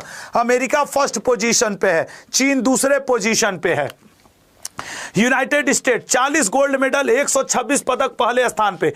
Peoples of China, people's republic of China दूसरे स्थान पे, ठीक है ना। तो अमेरिका को याद रखो, चीन, जापान, ऑस्ट्रेलिया, फ्रांस। अगले पे आएंगे, भारत का भी बात होगा। पेरिस ओलंपिक में पहला स्थान किस देश को प्राप्त हुआ है? सर अमेरिका को प्राप्त हुआ है। नेक्स्ट पे आते हैं, 33वें ओलंपिक में भारत को कौन सा स्थान प्राप्त हुआ है? सर भारत खिसक गया 71वें स्थान पे, 71वें स्थान पे। अगला पॉइंट, ये इंपॉर्टेंट है, भारत 71वें स्थान पे है, ठीक है ना, 71वें। अगला लला, पेरिस ओलंपिक में भारतीय टीम का सेफ डी किसे चुना गया? Safe D mission, safe D mission है गगन नारंग, ठीक है ना। जबकि मसाल वाहक है अभिनव बिंद्रा, और क्लोजिंग सेरेमनी में पीआर श्रीजेश और मनु भाकर जी झंडा लेके चली थी तिरंगा भारत का, ठीक है ना। तो ये हैं आपके गगन नारंग जी। भारतीय टीम का मसाल वाहक सर अभिनव बिंद्रा जी, भारतीय टीम के मसाल वाहक अभिनव बिंद्रा जी। अभिनव बिंद्रा को हाल ही में ओलंपिक ऑर्डर पुरस्कार से सम्मानित किया जाएगा। यह पुरस्कार पाने वाले वह कौन से खिलाड़ी हैं? याद रखना, मात्र पहले खिलाड़ी हैं, मात्र पहले खिलाड़ी हैं अभिनव बिंद्रा जी भारत की तरफ से। पेरिस ओलंपिक 2024 में भारत ने कितने पदक जीते? सर 5 ब्रोंज और 1 सिल्वर जीता, 5 ब्रोंज और 1 सिल्वर। सिल्वर किसमें जीता? जेवलिन थ्रो, उसी को हिंदी में भाला फेंक कहते हैं लल्ला। अगला क्वेश्चन, पेरिस में आयोजित किए गए 33वें ग्रीष्मकालीन ओलंपिक खेलों में कितने देशों ने भाग लिया था?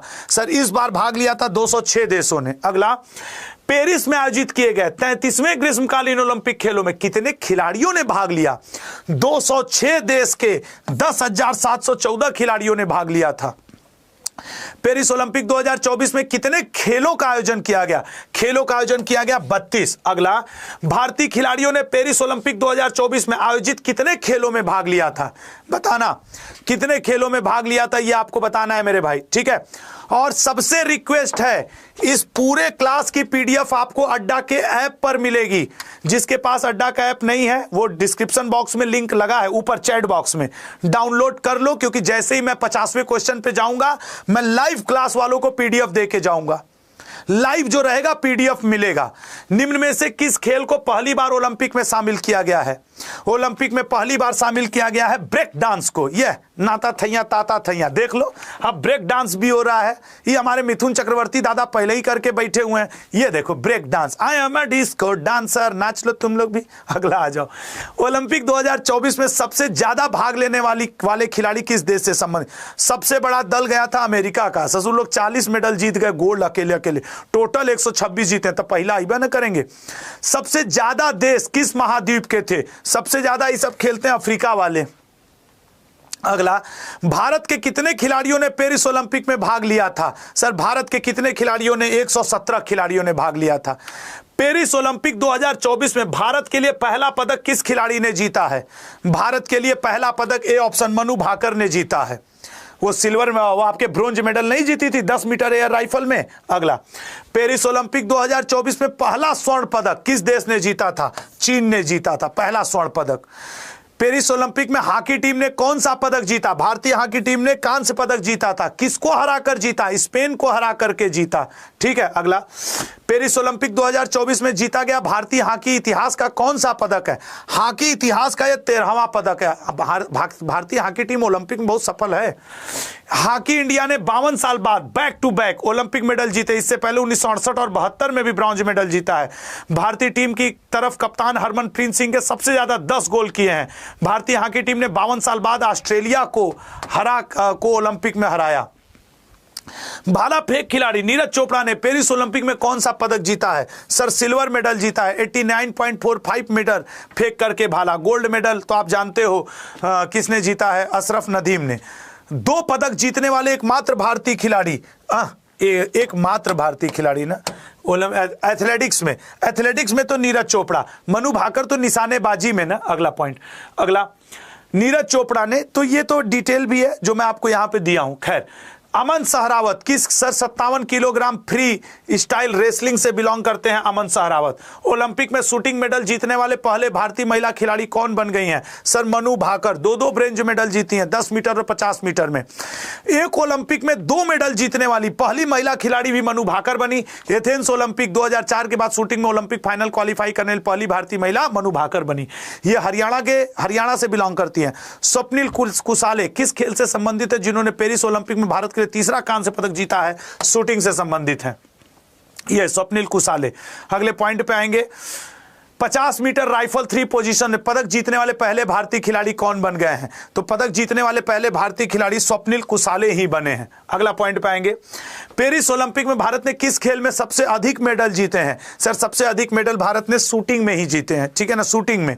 अगला, पेरिस ओलंपिक 2024 में किस खेल में सबसे ज्यादा भारतीयों ने भाग लिया है? सबसे ज्यादा भारतीयों ने एथलेटिक्स में भाग लिया था। अगला, पेरिस ओलंपिक 2024 में कितने भारतीय पुरुष खिलाड़ियों ने भाग लिया? मात्र 2-3 मिनट का और सेशन बचा है। 2-3 मिनट धैर्य रख लेना। सर 65 भारतीय खिलाड़ियों ने भाग लिया है। पेरिस ओलंपिक 2024 में कितनी भारतीय महिला खिलाड़ियों ने भाग लिया है? इस पूरे क्लास की पीडीएफ मैं अभी दे करके जाऊंगा। अड्डा के ऐप की लिंक लगी है, डाउनलोड कर लो, क्योंकि जब तुमको ऐप की लिंक दूंगा तो वो ऐप पर ही जाके खुलेगी। ठीक है ना, ऐप पर ही जाके वो डाउनलोड होगी, ऐसे वो डाउनलोड नहीं हो पाएगी। तो देखो वो लिंक लगा है, आशुतोष त्रिपाठी लिंक। और ये अड्डा का ऐप आप अपने एग्जाम तक सुरक्षित रखना। मैं ऐसे 20 द 10 मिनट शो लेके आपको उसका मैं पीडीएफ देता रहूंगा। ऐप अपने पास अपने सिलेक्शन तक 2 महीने तक रख लो। 3 महीने जब भी आपका एग्जाम हो फिर अनइंस्टॉल कर देना। ठीक है ना। पेरिस ओलंपिक 2024 में किस खेल में सबसे ज्यादा भारतीय पुरुष खिलाड़ियों ने भाग लिया? एथलेटिक्स में। किस खेल में सबसे ज्यादा भारतीय महिला खिलाड़ियों ने भाग लिया? महिला खिलाड़ियों ने भाग लिया शूटिंग में। अगला क्वेश्चन, ओलंपिक इतिहास में भारत के सबसे सफल खिलाड़ी कौन है? सर सबसे सफल खिलाड़ी नीरज चोपड़ा को माना जाता है। ठीक है ना। अगला पॉइंट, ओलंपिक पदक जीतने वाले सबसे युवा भारतीय खिलाड़ी कौन बन गए? सर वो अमन सहरावत जी बने हैं। फ्री रेसलिंग आपके कुश्ती से हैं। अगला पॉइंट, आपके ओलंपिक 2024 में भाग लेने वाले सबसे उम्रदराज भारतीय खिलाड़ी? सर रोहन बोपन्ना जी। इन्होंने संन्यास की भी घोषणा कर दी 43 वर्ष की एज में। अगला, ओलंपिक 2024 में भाग लेना सबसे युवा भारतीय खिलाड़ी धीनिधि देशसिंधु हैं। ठीक है ना, धीनिधि देशसिंधु, ये हैं धीनिधि देशसिंधु जी। आप चेहरे से भी देख सकते हो कितना होनहार और कितनी कम उम्र की हैं। अगला, ओलंपिक सेमीफाइनल में पहुंचने वाले लक्ष्य सेन कौन से पुरुष बैडमिंटन खिलाड़ी बन गए हैं? सर ये मात्र पहले बैडमिंटन खिलाड़ी बने हैं, लक्ष्य सेन। तुम देखना एक दिन लक्ष्य सेन गोल्ड मेडल जरूर लाएगा। ये मैं आज 12 अगस्त को कह रहा हूं, लेकिन मेरा पूर्ण विश्वास है अगला ओलंपिक होने दो ये लड़का गोल्ड मेडल लेके आएगा। और ये मैं ही नहीं, विक्टर एक्सेलेशन जो डेनमार्क का बैडमिंटन का माना जाना खिलाड़ी है, जिससे सेमीफाइनल में हारे, उसने भी ये स्वीकार किया कि अब लक्ष्य सेन का समय आ गया है। अगला, मनिका बत्रा किस खेल के प्री क्वार्टर फाइनल में जगह बनाने वाले अब तक की पहली भारतीय खिलाड़ी बनी? मनिका बत्रा टेनिस से। ये अगला, विनेश फोगाट किस खेल से संबंधित है जिन्हें पेरिस ओलंपिक 2024 में आयोग घोषित किया गया? सर ये संबंधित है पहलवानी से। 50 किलोग्राम भार वर्ग में 100 ग्राम ज्यादा वेट हो गया था। ठीक है ना, विनेश फोगाट। 3000 मीटर स्टीपलेच फाइनल के क्वालिफाई करने पहले भारतीय पुरुष खिलाड़ी कौन बन गए हैं? सर पुरुष खिलाड़ी बन गए अविनाश सावले जी। अड्डा का ऐप सब लोग जो लोग डाउनलोड कर लिए हैं 111 लिखे हैं, क्योंकि मैं इस क्लास की पीडीएफ अड्डा के ऐप पर ही दे पाऊंगा। और मैं अब आने वाले समय में पूरा अगस्त, पूरा सितंबर और अक्टूबर, जब तक एमटीएस और ये सीजीएल का एग्जाम ना हो जाए, जिसकी डेट आ गई सितंबर में, तब तक आपको अक्सर इस तरीके की पीडीएफ मिलती रहेगी अड्डा के ऐप पर। ये दूसरा, ठीक है ना। तीसरी बार ग्रीष्मकालीन ओलंपिक में पेरिस कौन से, तीसरा। तो अंतरराष्ट्रीय ओलंपिक समिति के अध्यक्ष कौन है? सर थॉमस बॉक हैं, ठीक है ना, थॉमस बॉक। 34वें ग्रीष्मकालीन ओलंपिक खेलों का आयोजन कहां किया जाएगा? सर अब लॉस एंजलिस अमेरिका में किया जाएगा। पेरिस ओलंपिक में भारत के पदक वीरों की संख्या यहां पे मैंने दे दी है। पहली पंचवर्षीय योजना की अवधि क्या थी बताइएगा? पहली पंचवर्षीय योजना, सर पहली पंचवर्षीय योजना 1951 से 1956। मैं पेन नहीं चलाऊंगा चूंकि पीपीटी चेंजर नहीं है, इसलिए आप आंसर वहां पे देखेंगे। अगला, पहली पंचवर्षीय योजना किस मॉडल पे आधारित थी? पहली पंचवर्षीय योजना, सर पहली पंचवर्षीय योजना आपके हैरोल्ड डोमार मॉडल पे, ठीक है ना, हैरोल्ड डोमार मॉडल पे आधारित थी, सी ऑप्शन। अगला, पहली पंचवर्षीय योजना का मुख्य उद्देश्य क्या था? आज के सेशन से एक नंबर कंफर्म है। सर पहली पंचवर्षीय योजना एग्रीकल्चर के डेवलपमेंट के लिए थी, ए ऑप्शन, एग्रीकल्चर का डेवलपमेंट। अगला, किस पंचवर्षीय योजना के अंतर्गत 5 भारतीय प्रौद्योगिकी संस्थान, इंडियन इंस्टीट्यूट ऑफ टेक्नोलॉजी की स्थापना की गई थी? Sir Indian institute of technology बना था पहली पंचवर्षीय योजना के ही दौरान, 5 प्रौद्योगिकी संस्थान बन गए थे। दूसरी पंचवर्षीय योजना की अवधि क्या थी? सर जाहिर सी बात है कि पहली के बाद दूसरी 56 से लेकर के 61 में चली थी। दूसरी पंचवर्षीय योजना किस मॉडल पे आधारित थी? अभी लग रहा होगा आसान है, थोड़ा सा आगे बढ़ो, जब अन्य योजनाओं में जाओगे तो लगेगा अरे बाप रे बाप अब टफ हुआ। दूसरी पंचवर्षीय योजना सर पीसी महालनोबिस मॉडल पे आधारित थी, जबकि पहली हैरोल्ड डोमर पे। दूसरी पंचवर्षीय योजना का मुख्य उद्योग क्या था? सर दूसरी पंचवर्षीय योजना का मुख्य उद्योग था भारी उद्योग, हैवी इंडस्ट्रीज, इंडस्ट्रियल डेवलपमेंट। जो बड़े बड़े स्टील प्लांट और ये सब बैठाए गए भारत में, वो दूसरी पंचवर्षीय योजना से। तीसरी पंचवर्षीय योजना की अवधि क्या थी? ये छोटे छोटे क्वेश्चंस हैं लेकिन ये आपको एक नंबर दिलवाते हैं। तीसरी पंचवर्षीय योजना 1961 से 66 तक चली थी। अब से जो शुरू होगा वो बड़ा इंपॉर्टेंट रहेगा। तीसरी पंचवर्षीय योजना का उद्देश्य क्या था? सर तीसरी पंचवर्षीय योजना का कृषि और उद्योग दोनों को मिक्स कर दिए। पहले में कृषि था, दूसरे में उद्योग था, तीसरे में कृषि और उद्योग दोनों को मिक्स कर दिया गया था। किस पंचवर्षीय योजना के अंतर्गत हरित क्रांति शुरू हुई थी? हरित क्रांति सर आपके सी ऑप्शन तीसरी पंचवर्षीय योजना में। याद रखिएगा हरित क्रांति के जनक जो आपके एमएस स्वामीनाथन जी का निधन हुआ, तो तीसरी वाली का डेट और सारी चीजें आपके लिए बहुत इंपॉर्टेंट बनेगी। सबसे असफल किसको माना जाता है? सर सबसे असफल तीसरी को, क्योंकि सर सूखा पड़ गया था और उसी सूखे को देख करके एमएस स्वामीनाथन जी ने शुरू किया था हरित क्रांति, जिसका सबसे ज्यादा फायदा गेहूं को हुआ था और पंजाब राज्य को। पहला योजना अवकाश कब हुआ था? पहला योजना अवकाश सर पहला योजना अवकाश है 1966 से 1969 तक, 3 वर्ष का। अगला, तीसरी पंचवर्षीय योजना के विफल होने के बाद कितने वर्षों की अवधि के लिए वार्षिक योजना चलाई गई? सर वार्षिक योजना चलाई गई थी 3। इसे रोलिंग प्लान के रूप में एक एक साल की छोटी छोटी योजनाओं को क्रियान्वय किया गया था। अगला पॉइंट, चौथी पंचवर्षीय योजना की अवधि क्या थी? तो सर चूंकि तीसरी के बाद गैप आ गया था, तो गैप के बाद जो चला था वो 69 से 74 चला था। सर 51 से 56, 56 से 61, 61 से 66, अब 66 से लेके 69 तक, 66 से 69 तक गैप था, तो फिर 5 वर्ष की यहीं पे चलेगी ना।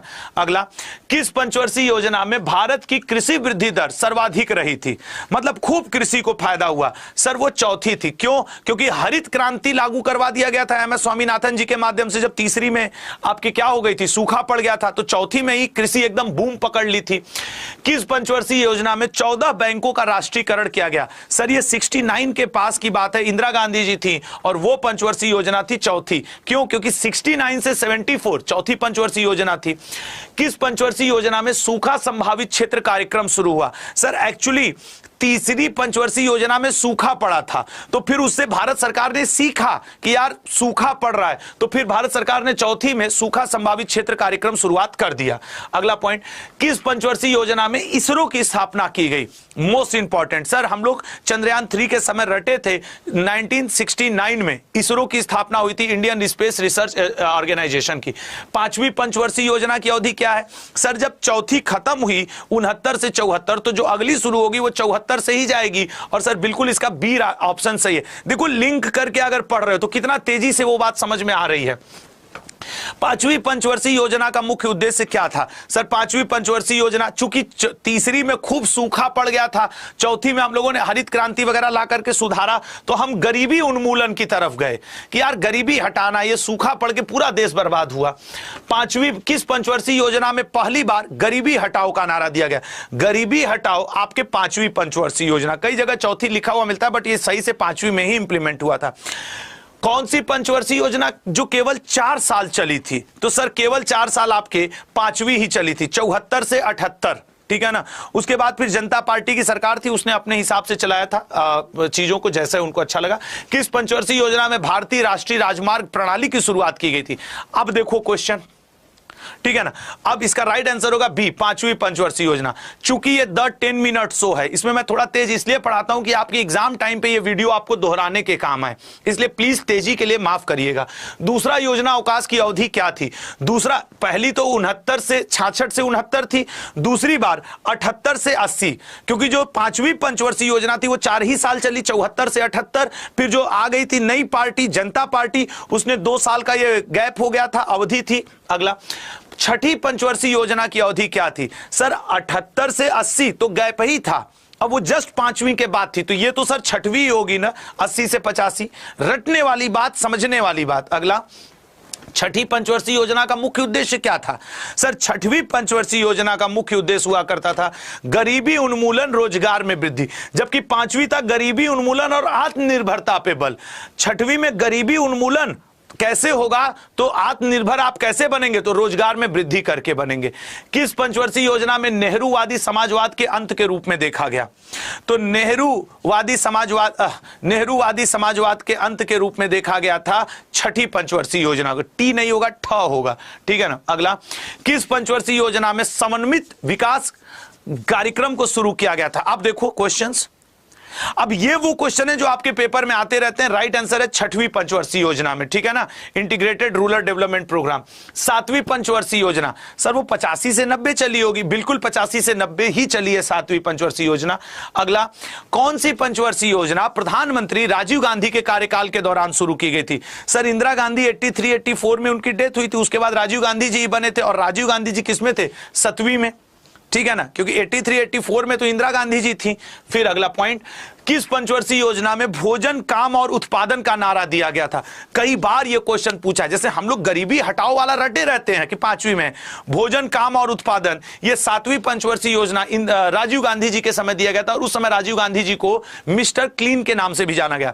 तीसरा योजना अवकाश, पहला सर 66 से 69, दूसरा सर 78 से 80, और तीसरा जो हुआ था सर 90 से 92। राजीव गांधी जी की डेथ हो गई थी, बड़ी अनसर्टेन सरकार उस समय बन रही थी।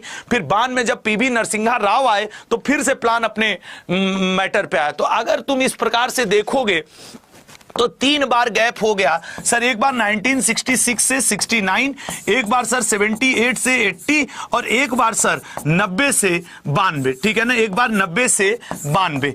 अब देखो ये हो गया कि 3 योजना अवकाश आपको सामने दिखने लगे लल्ला, तो ये आपको याद रखना होगा, तब जाकर के कहीं इसमें नंबर मिलता है। 8वीं पंचवर्षीय योजना की अवधि क्या थी? सर 8वीं पंचवर्षीय योजना की अवधि थी आपके 92 से 97, क्योंकि 90 से 92 गैप था। अगला, किस पंचवर्षीय योजना में प्रधानमंत्री रोजगार योजना 93 की? सर 8वीं ही हो जाएगी ना, ठीक है ना, आपके 8वीं हो जाएगी ना, 92 से लेकर 93 से 98 चली थी। तो 9वीं पंचवर्षीय योजना, सर जाहिर सी बात है कि 9वीं पंचवर्षीय योजना 92 से 97, 97 से 2002, क्योंकि 8वीं थी, 90 से 92 का गैप, फिर 92 से 97, 97 से 2002। अगला क्वेश्चन, 10वीं पंचवर्षीय योजना, सर 2002 से आगे बढ़ा दीजिए, 2002 से आगे बढ़ाएंगे तो 2002 से 2007 हो जाएगा। देखो मैं साथ ही साथ एक लिंक देकर के आपको रटवाने की भी कोशिश कर रहा हूं। क्या 11वीं पंचवर्षीय योजना? तो सर 11वीं पंचवर्षीय योजना 7 से 12, ठीक है ना, 7 से 12। अगला, 11वीं पंचवर्षीय योजना का मुख्य उद्देश्य क्या था? तो 11वीं पंचवर्षीय योजना का मुख्य उद्देश्य हुआ करता था तीव्रतम एवं समावेशी विकास, रैपिड एंड इंक्लूसिव ग्रोथ। अगला, 12वीं पंचवर्षीय योजना की अवधि क्या थी? तो 12वीं पंचवर्षीय योजना की अवधि जो थी वो 2012 से 17। अब हम लोग 23 में चल रहे हैं, ठीक है ना। तो ये 12वीं पंचवर्षीय योजना का मुख्य उद्देश्य क्या था? तो 12वीं पंचवर्षीय योजना का मुख्य उद्देश्य क्या है? तीव्र समावेशी और सतत विकास, ठीक है ना। सिंगापुर ओपन के नाम से किस खेल को जाना जाता है? रटे रहिएगा, सिंगापुर ओपन के नाम से किस खेल को जाना जाता है? तो आपके ए ऑप्शन बैडमिंटन को जाना जाता है, ठीक है ना। सिंगापुर का प्राचीन नाम क्या हुआ करता था? तो टेमासेक हुआ करता था। अगला क्वेश्चन, ओमेगा मिशन हिल्स विश्व कप किस खेल से संबंधित है? जो तुम आंसर कर लो ना, मैं लिख करके दे रहा हूं ना, हर पेपर में 1 नंबर पाओगे। ओमेगा मिशन हिल्स का संबंध गोल्फ से है। और मैंने तुमसे एक चीज अभी पूछा था ना, कोको गॉल्फ का संबंध। ये सर यूएस ओपन जीत करके बैठी हैं 2023 की, मात्र 19 साल की लड़की हैं। 1999 के साथ बाद ये पहली महिला है जिन्होंने ये जीता। इनसे पहले सेरेना विलियम्स जीती थी, जिनको ब्लैक ब्यूटी कहा जाता था। भारत ने अपना पहला एक दिवसीय अंतरराष्ट्रीय मैच किस देश के साथ और किस वर्ष खेला था? हाँ, क्रिकेट के तो हम लोग बड़के पापा बने रहते हैं, लेकिन क्रिकेट का जन्मदाता इंग्लैंड है और भारत ने भी पहला मैच इंग्लैंड के ही साथ खेला था 1975 में।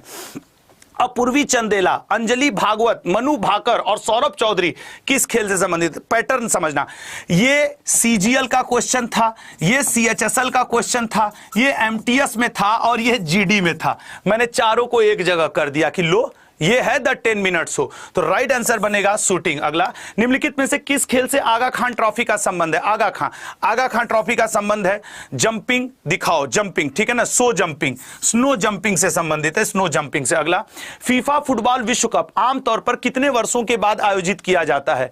फीफा फुटबॉल विश्व कप आमतौर पर सर ये आयोजित किया जाता है 4 वर्षों पर। अभी 2022 में हुआ है, जिसका विजेता कौन है? अर्जेंटीना। किस खेल की प्रतियोगिताएं तकनीकी स्क्वाट, बेंच प्रेस और डेड लिफ्ट है? बताओ किस खेल प्रतियोगिता में स्क्वाट, बेंच प्रेस और डेड लिफ्ट है? सर राइट आंसर है पावर लिफ्टिंग। वो नहीं ऐसे ऐसे करके उठाते हैं, that is the power lifting. Water polo में प्रत्येक पक्ष में कितने खिलाड़ी खेलते हैं? वाटर पोलो में प्रत्येक पक्ष में कितने खिलाड़ी खेलते हैं? 7 खेलते हैं। भारत के लिए ओलंपिक में व्यक्तिगत स्पर्धा में पहला रजत पदक किसने जीता था? पहला रजत पदक किसने जीता था? पहला रजत पदक मेजर आरएस राठौर ने जीता था। निम्नलिखित में से आपके कौन सा पुरस्कार खेल क्षेत्र से संबंधित नहीं है? Arjun, Dronacharya, Dhyanchand. Sir Norman Borlaug, ये तो कृषि के क्षेत्र से है। अगला, शतरंज के खेल की उत्पत्ति कहां हुई थी? शतरंज के खेल की उत्पत्ति भारत में हुई थी, फिर बाद में माना गया कि वो फारस शिफ्ट हो गई थी। अगला, बास्केटबॉल के खेल में प्रत्येक पक्ष में कितने खिलाड़ी होते हैं? बास्केटबॉल प्रत्येक पक्ष में होते हैं मेरे लल्ला 5 खिलाड़ी। निम्नलिखित में से कौन सी ट्रॉफी क्रिकेट में नहीं दी जाती है? क्रिकेट में सर क्रिकेट में नहीं दी जाती है एसेज। ये जो राख है ये क्रिकेट में कोई ट्रॉफी नहीं है। एसेज एक श्रृंखला का नाम है, ठीक है ना। राइडर कप, रणजी ट्रॉफी, ये सब ट्रॉफी है, जबकि एसेज एक श्रृंखला है जो ऑस्ट्रेलिया और इंग्लैंड वाले खेलते हैं, ये ट्रॉफी नहीं है। फुटबॉल के खेल में गोल पोस्ट की चौड़ाई कितनी होती है? गोल पोस्ट फुटबॉल के सर गोल पोस्ट की चौड़ाई होती है C option 24 feet. Serena Williams शीर्ष रैंकिंग वाली खिलाड़ियों में से एक हैं, किस खेल के? सर सेरेना विलियम्स खेलती हैं टेनिस। अगला, क्रिकेट के बल्ले के अधिकतम अनुमानित, ये आपके प्रीवियस ईयर पेपर के क्वेश्चंस हैं, तो इससे आपको गेस होगा कि स्टैटिक जीके स्पोर्ट्स का आता और हूबहू यही क्वेश्चन बार बार दोहराए जाते हैं। इसलिए मेरा आप सबसे रिक्वेस्ट है कि आज की पीडीएफ के सारे आंसर को रट जाना। ये थोड़ा ओल्ड क्वेश्चन है, ठीक है ना, ओल्ड है। द्रोणाचार्य पुरस्कार सर खेल के गुरुओं को दिया जाता है और 5 लाख रुपए दिया जाता है जो गुरु होते हैं। गीता सेठी का संबंध किस खेल से है? गीता सेठी सर गीता सेठी का संबंध है बिलियर्ड से। अगला, ओलंपिक पदक पाने वाली पहली भारतीय महिला कौन है? बताइएगा, ओलंपिक पदक पाने वाली पहली भारतीय महिला कौन है? तो ओलंपिक पदक पाने वाली पहली भारतीय महिला है कर्णम मल्लेश्वरी। 7 महत्वपूर्ण समुद्रों को पार करने वाली पहली महिला, 7 महत्वपूर्ण समुद्रों को पार करने वाली पहली महिला है Bula Chaudhuri. 4 FIFA Ballon d'Or के विजेता और world player of the world Lionel Messi का संबंध किस देश से है? सर अर्जेंटीना के फुटबॉल टीम के कप्तान हैं। किस भारतीय क्रिकेटर ने वनडे वंडर्स पुस्तक लिखी है? अभी जो एमटीएस का एग्जाम हो रहा था एसएससी का, उसमें हर शिफ्ट में एक लेखक और एक क्रिकेट से संबंधित आया था। वनडे वंडर्स लिखा है लिटिल मास्टर ने, जबकि सचिन तेंदुलकर जी को मास्टर ब्लास्टर कहा जाता है। लिटिल मास्टर सुनील गावस्कर जी को कहा जाता है। भारत के सबसे कम उम्र के ग्रैंड मास्टर दिए गए ऑप्शन में परिमार्जन नेगी हैं। एशियाई खेलों में 400 मीटर दौड़ में स्वर्ण जीतने वाली पहली भारतीय महिला कौन है? स्वर्ण जीतने वाली पहली भारतीय महिला कमलजीत संधू। डर्बी कप खेल किस खेल से संबंधित है? जिसको भी इस क्लास की पीडीएफ चाहिए, एक ऐप की लिंक लगी हुई है, ऐप डाउनलोड कर लो, पीडीएफ यहीं दे के जाऊंगा, बाद में मत कहना कि सर ने पीडीएफ नहीं दिया। जिसके पास भी ऐप का लिंक रहेगा उसको पीडीएफ मिल जाएगी। देखो वो ऐप का लिंक लगा हुआ है चैट बॉक्स में। टी पार फ्लैग स्टिक निम्नलिखित में से किस खेल से संबंधित है? बताओ सर। टी पॉइंट ये होता है आपके गोल्फ, जहां से इसने गोल्फ का बॉल मारते हैं, जहां पहली बार ऐसे बॉल रखा इसे उठा के मारे, वो जो पॉइंट होता है दैट इज टी पॉइंट, ठीक है ना। अगला, सुब्रतो कप किस खेल से संबंधित है? सुब्रतो सर, सुब्रतो कप संबंधित है फुटबॉल से। अगला, क्यू बॉल, ब्रेक शॉट, पुल टेबल निम्नलिखित में से किस खेल से जुड़े संबंधित हैं? ये देखो, ये अलग अलग, ये सीजीएल का था, ये जीडी का था, ये एमटीएस का था, मैंने तीनों को एक जगह किया। इनडायरेक्टली मैं एक क्वेश्चन में तुम्हें 3 क्वेश्चन पढ़ा रहा हूं। ये मेरा तरीका है थोड़ा सा कि भैया इस तरीके से करूंगा तो ज्यादा क्वेश्चन कवर होंगे। एक कबड्डी टीम पे आमतौर पे कितने खिलाड़ी होते हैं? आमतौर पे 7 प्लेयर्स होते हैं। खेल में गैम्बिट शब्द का प्रयोग किया जाता है किस खेल में? तो गैम्बिट शब्द का प्रयोग होता है शतरंज में, चेकमेट, गैम्बिट, शतरंज। बैडमिंटन किस देश का राष्ट्रीय खेल? कई बार एसएससी रेलवे ने इसको पूछा है। बैडमिंटन सर मलेशिया का। बेसबॉल में प्रत्येक पक्ष में खिलाड़ियों की संख्या कितनी होती है? 7, 8, 9 या फिर 10? तो बेसबॉल में होती है 9 खिलाड़ी प्रत्येक पक्ष में होते हैं। जापान का राष्ट्रीय खेल है tennis, karate, ice hockey, Sumo कुश्ती। तो सर सूमो कुश्ती हो नहीं, सूमो देखो ना, खूब मोटे मोटे पहलवान टाइप धम मजे दाब देते हैं एकदम। निम्नलिखित में से किस क्रिकेटर को आईसीसी ने 20वीं सदी का क्रिकेटर घोषित किया है? 20वीं सदी का क्रिकेटर कपिल देव जी को घोषित किया गया है, ठीक है ना। 20 cricketer of the 20th century Kapil Dev ji को। नेहरू ट्रॉफी किस खेल से संबंधित है? Nehru trophy sir, Nehru trophy football से। पेशेवर गोल्फ टूर खिलाड़ियों को प्रति शॉट कितना समय आवंटित किया जाता है? अब ऐसे ऐसे क्वेश्चन मिलेंगे नहीं। प्रति 60, डी ऑप्शन 45 सेकेंड। ओलंपिक के लिए क्वालिफाई करने वाले पहले भारतीय कौन थे? इस टॉपिक को इग्नोर कर देना जो ऊपर लिखा हुआ है पर्यावरण जैव विविधता, ठीक है ना। वो हेडिंग मुझसे मिटी नहीं है, जल्दीबाजी में हो गया है। बाकी आप कंटेंट पे ध्यान दें। पीटी उषा। आगा खान कप किससे संबंधित है? जिसके पास अड्डा का ऐप होगा उसको अभी पीडीएफ मिल जाएगी। जिसके पास अड्डा का ऐप नहीं है, ऊपर चैट बॉक्स में एक लिंक दी हुई है, देखो लिखा है ना डाउनलोड अड्डा ऐप। वो 20-25 MB लल्ला डाउनलोड कर लो और देखना अभी ये पीडीएफ तुम्हें नंबर 2-2 नंबर हर एग्जाम में दिलवाएगी। तीरंदाजी में लक्ष्य का आकार क्या होता है? तो सर तीरंदाजी में लक्ष्य का नहीं, वो गोल सा होता है, ऐसे करके मारते हैं। राइडर कप किस खेल से संबंधित है? राइडर कप किस खेल से संबंधित है? Sir Ryder Cup A option golf से संबंधित है। भारत के अटॉर्नी जनरल में से कौन सा आर्टिकल संबंधित है? निश्चित तौर पे आर्टिकल 76, इसको भारत सरकार का सबसे बड़ा विधि अधिकारी कहते हैं। नेक्स्ट, किस आर्टिकल के तहत राष्ट्रपति को क्षमादान की शक्ति प्राप्त है? आर्टिकल 72 के अंतर्गत राष्ट्रपति को क्षमादान की शक्ति प्राप्त है। इस क्लास में मेरा उद्देश्य होता है रेलवे के सभी क्वेश्चंस को एक छोटे जगह पे ला करके इकट्ठा कर देना जो आपके एग्जाम के लिए हो बहुत ही उपयोगी, चाहे वो रेलवे की बात करें या एसएससी। निम्न में से कौन सा आर्टिकल समान नागरिक संहिता से संबंधित है? आर्टिकल 44। ये आपके पेपर में आए हुए सारे क्वेश्चन हैं। नेक्स्ट, किस आर्टिकल में ग्राम पंचायत के बारे में है? सर ग्राम पंचायत का गठन गांधी जी के इच्छाओं से सुसज्जित आर्टिकल 40, ए ऑप्शन। अगला आपकी स्क्रीन पे राष्ट्रपति पर महाभियोग की प्रक्रिया का वर्णन किस आर्टिकल में है? सर राष्ट्रपति पर महाभियोग की प्रक्रिया का वर्णन आर्टिकल 61 में है। अगला क्वेश्चन आपके स्क्रीन पे, संसद का वर्णन किस आर्टिकल में मिलता है? ला 79 में संसद, र से राज्यसभा 80 में और ला से लोकसभा 81 में। 79, 80, 81, ला संसद, राज्यसभा, लोकसभा। पूछ रहा है संसद, सरला का 79 में। अगला क्वेश्चन, राज्यसभा की संरचना। सर अभी तो आपने बताया आर्टिकल 80 में आएगा राज्यसभा की संरचना। अगला, लोकसभा। सर ये तो आर्टिकल 81 में आएगा, लो भैया आर्टिकल 81। अगला, राष्ट्रपति की अध्यादेश ऑर्डिनेंस पावर किस आर्टिकल में है? ऑर्डिनेंस, जब लोकसभा राज्यसभा की बैठक न हो और जरूरत पड़े तो राष्ट्रपति 123 के अंतर्गत ऑर्डिनेंस जारी करता है। वित्त आयोग का वर्णन किस आर्टिकल में है? वित्त आयोग, सर वित्त आयोग है आर्टिकल 280 में।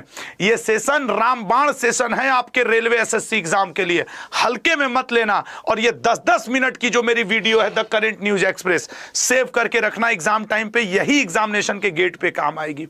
राज्यों के लिए उच्च न्यायालय के बारे में किस आर्टिकल में दिया हुआ है? सर उच्च न्यायालय आर्टिकल 214 में दिया है। दोनों सदनों की संयुक्त बैठक का प्रावधान किस आर्टिकल में है? सर आर्टिकल 108 के अंतर्गत लोकसभा राज्यसभा की संयुक्त बैठक है। संविधान का संशोधन करने की शक्ति और उसकी प्रक्रिया का उल्लेख किस आर्टिकल में किया गया है? सर आर्टिकल 368 में किया गया है, डी ऑप्शन मेरे भाई। नेक्स्ट आपके किस आर्टिकल में एक न्यायालय से दूसरे न्यायालय में न्यायाधीशों के ट्रांसफर, ये हाई कोर्ट से रिलेटेड पूछ रहा है, तो हाई कोर्ट के जज का एक न्यायालय से दूसरे न्यायालय में ट्रांसफर आर्टिकल 222 में है, डी ऑप्शन। किस आर्टिकल की मदद से राष्ट्रपति को उच्चतम न्यायालय से परामर्श करने की शक्ति प्राप्त होती है? बताइएगा, राष्ट्रपति को उच्चतम न्यायालय से, तो वो है लल्ला 143 सलाह का अधिकार। किस आर्टिकल में सर्वोच्च न्यायालय द्वारा दिए गए निर्णयों या आदेशों की समीक्षा का उल्लेख, यहां ख होगा, उल्लेख किया गया है? सर रिव्यू पावर है 137 में, आर्टिकल 137 में। भारत के नियंत्रक एवं महालेखा परीक्षक कैग किस आर्टिकल में आता है? ये आपके पेपर के हर बार के बार बार के पूछे गए क्वेश्चनों की संख्या है, कलेक्शन है, 148 में है लल्ला। अगला, भारतीय संविधान का कौन सा अनुच्छेद अल्पसंख्यकों के हितों के संरक्षण से है? सर अल्पसंख्यकों के हितों का संरक्षण तो वैसे आर्टिकल 29 और 30 दोनों में है, तो सर हम लोग 29 ही पहले लगा लेते हैं, ठीक है ना। वैसे 29 और 30 दोनों ही अल्पसंख्यकों के हितों के संरक्षण से संबंधित है, इसलिए मैं इन दोनों को कह रहा हूं, ठीक है ना। मतलब उस क्वेश्चन को चाहो तो नल एंड वाइड कर सकते हो। भारतीय संविधान में समानता का अधिकार किस आर्टिकल में है? सर समानता का अधिकार आर्टिकल 14 में है। भारतीय संविधान के किस अनुच्छेद के तहत सिखों द्वारा कृपाण पहनना धार्मिक स्वतंत्रता का अधिकार माना गया है? ये आपके एनटीपीसी का 5 बार का पूछा गया क्वेश्चन है। सर धार्मिक स्वतंत्रता का अधिकार आर्टिकल 25 में है। अगला, अपनी पसंद के व्यक्ति से विवाह करना, एसएससी के पेपर में, रेलवे के पेपर में पूछा गया क्वेश्चन, किस आर्टिकल के अंतर्गत आपका फंडामेंटल राइट है? सर आर्टिकल 21 के अंतर्गत शिक्षा का अधिकार, निःशुल्क शिक्षा का अधिकार, निःशुल्क भोजन का अधिकार, निःशुल्क पानी का अधिकार, निःशुल्क विदेश जाने का अधिकार, पब्लिक प्लेस पर धूम्रपान न करने का अधिकार, सब आर्टिकल 21 के अंतर्गत आता है। भारत के संविधान का निम्नलिखित में से कौन सा अनुच्छेद भारत की समेकित मतलब कॉन्सुलेटेड फंड ऑफ इंडिया, सर इसके द्वारा सभी बड़े पदों की सैलरी वगैरह दी जाती है, और वो आता है सर आर्टिकल 266 में। एक होता है कॉन्टीजेंसी फंड, कॉन्टीजेंसी या आकस्मिकता निधि, वो आता है 267 में। अनुसूचित जनजाति आयोग, बताइएगा अनुसूचित जनजाति आयोग, यह आता है मेरे अल्लाह सी ऑप्शन, आर्टिकल 338A में। नेक्स्ट क्वेश्चन, 2 या 2 से अधिक राज्यों के लिए एक ही हाई कोर्ट की स्थापना किस अनुच्छेद में है? मतलब 2 या 2 से अधिक राज्यों के लिए एक हाई कोर्ट हो सकता है, ऐसा आर्टिकल 231 में है। ये सब आपके रेलवे एसएससी के प्रश्न है लल्ला। कौन सा अनुच्छेद उच्च न्यायालय की कुछ रीटें जारी करने की शक्ति से संबंधित है? हाई कोर्ट किस आर्टिकल के अंतर्गत रीट्स जारी करता है? जैसे आर्टिकल 32 के अंतर्गत सुप्रीम कोर्ट, आर्टिकल 226 के अंतर्गत हाई कोर्ट जारी करता है। नेक्स्ट, भारतीय संविधान का निम्नलिखित में से कौन सा अनुच्छेद राज्यपाल को अध्यादेश, जैसे आर्टिकल 123 में राष्ट्रपति अध्यादेश जारी करते हैं, आर्टिकल 213 में राज्यपाल अध्यादेश जारी करते हैं। कौन सा अनुच्छेद राज्य के राज्यपालों से संबंधित है? राज्य के राज्यपालों से संबंधित है, बी ऑप्शन, आर्टिकल 153। अगला क्वेश्चन मेरे भाई, भारतीय संविधान का कौन सा अनुच्छेद धन विधेयक को परिभाषित करता है? धन विधेयक को परिभाषित करता है आर्टिकल 110। अगला, कुछ मामलों में दोनों सदनों की संयुक्त बैठक, सर ये क्वेश्चन हो चुका है, सी ऑप्शन 108 नंबर, ठीक है ना, का आर्टिकल इसके लिए है। भारतीय संविधान का कौन सा अनुच्छेद अंतरराष्ट्रीय शांति और सुरक्षा को बढ़ावा देने से संबंधित है? तो सर अंतरराष्ट्रीय शांति और सुरक्षा को बढ़ावा देने से संबंधित है आर्टिकल 51। अगला मेरे भाई, भारतीय संविधान का कौन सा अनुच्छेद मंत्री परिषद की नियुक्ति और अयोग्यता का वर्णन करता है? सर मंत्री परिषद की नियुक्ति और अयोग्यता का वर्णन है आर्टिकल 75 में।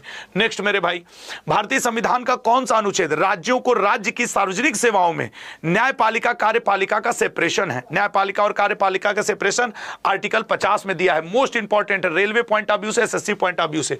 निम्नलिखित में से कौन सा अनुच्छेद लोकसभा में अध्यक्ष और उपाध्यक्ष के बारे में बताता है? आर्टिकल 93 लोकसभा अध्यक्ष उपाध्यक्ष के बारे में बताता है। संविधान के किस अनुच्छेद में 14 वर्ष से तक कम उम्र के बच्चों को निःशुल्क और अनिवार्य शिक्षा, सर निःशुल्क और अनिवार्य शिक्षा का जिक्र है 45 में, अब ये आर्टिकल 21A में ले जाकर के जोड़ दिया गया है। संविधान के किस अनुच्छेद के तहत भारत में किसी भी राज्य पर राष्ट्रपति शासन, सर राज्यों में राष्ट्रपति शासन आर्टिकल 356 ऑप्शन ए। अगला क्वेश्चन मेरे भाई, प्रत्येक राज्य के लिए एक कॉन्टीजेंसी फंड होगा, यह किस में है? सर कॉन्सुलेटेड फंड 266 में है, कॉन्टीजेंसी फंड 267 में है, ठीक है ना। अगला मेरे भाई, निम्नलिखित में से कौन सा अनुच्छेद सभी नागरिकों के लिए समान न्याय और मुफ्त कानूनी सहायता, आर्टिकल 39A में है, समान न्याय और मुफ्त कानूनी सहायता। भारतीय संविधान के किस भाग में केंद्र राज्य संबंधों का उल्लेख है? सर, केंद्र राज्य संबंध भारतीय संविधान के भाग 6 में आर्टिकल 245 से 255 तक है। भारतीय संविधान का कौन सा अनुच्छेद यह प्रावधान करता है कि प्रत्येक भारतीय राज्य में एक राज्यपाल होगा? सर, निश्चित तौर पर प्रत्येक भारतीय राज्य में एक राज्यपाल, आर्टिकल 153। अगला, राष्ट्रीय पिछड़ा वर्ग आयोग का गठन भारत के संविधान में सम्मिलित करके किया गया था। सर, राष्ट्रीय पिछड़ा वर्ग आयोग, बहुत ध्यान से, आर्टिकल 338B। अगला, भारतीय संविधान का कौन सा अनुच्छेद यह प्रावधान करता है कि मंत्री परिषद होगा जिसका उसका प्रधानमंत्री प्रमुख होगा? भारत के संविधान में प्रधानमंत्री पद का डायरेक्ट कहीं भी वर्णन नहीं है। इस एकमात्र आर्टिकल 74(1)(a) की वजह से यह आशय लगाया जाता है कि भारत में एक प्रधानमंत्री होगा, लेकिन एज अ प्रधानमंत्री कहीं भी वर्णन नहीं कि भारत का एक प्रधानमंत्री होना चाहिए। निम्नलिखित में से कौन सा अनुच्छेद राज्य को पर्यावरण की सुरक्षा का प्रदान करता है? सर, पर्यावरण की सुरक्षा, आर्टिकल 48। निम्नलिखित में से कौन सा अनुच्छेद राज्य को पर्यावरण की सुरक्षा का अधिकार देता है? 48A। न सिर्फ 48, अच्छा याद रखना, 48A में क्या है? वन्य जीवों का संरक्षण और संवर्धन, प्रोटेक्शन और उनका बढ़ावा देना।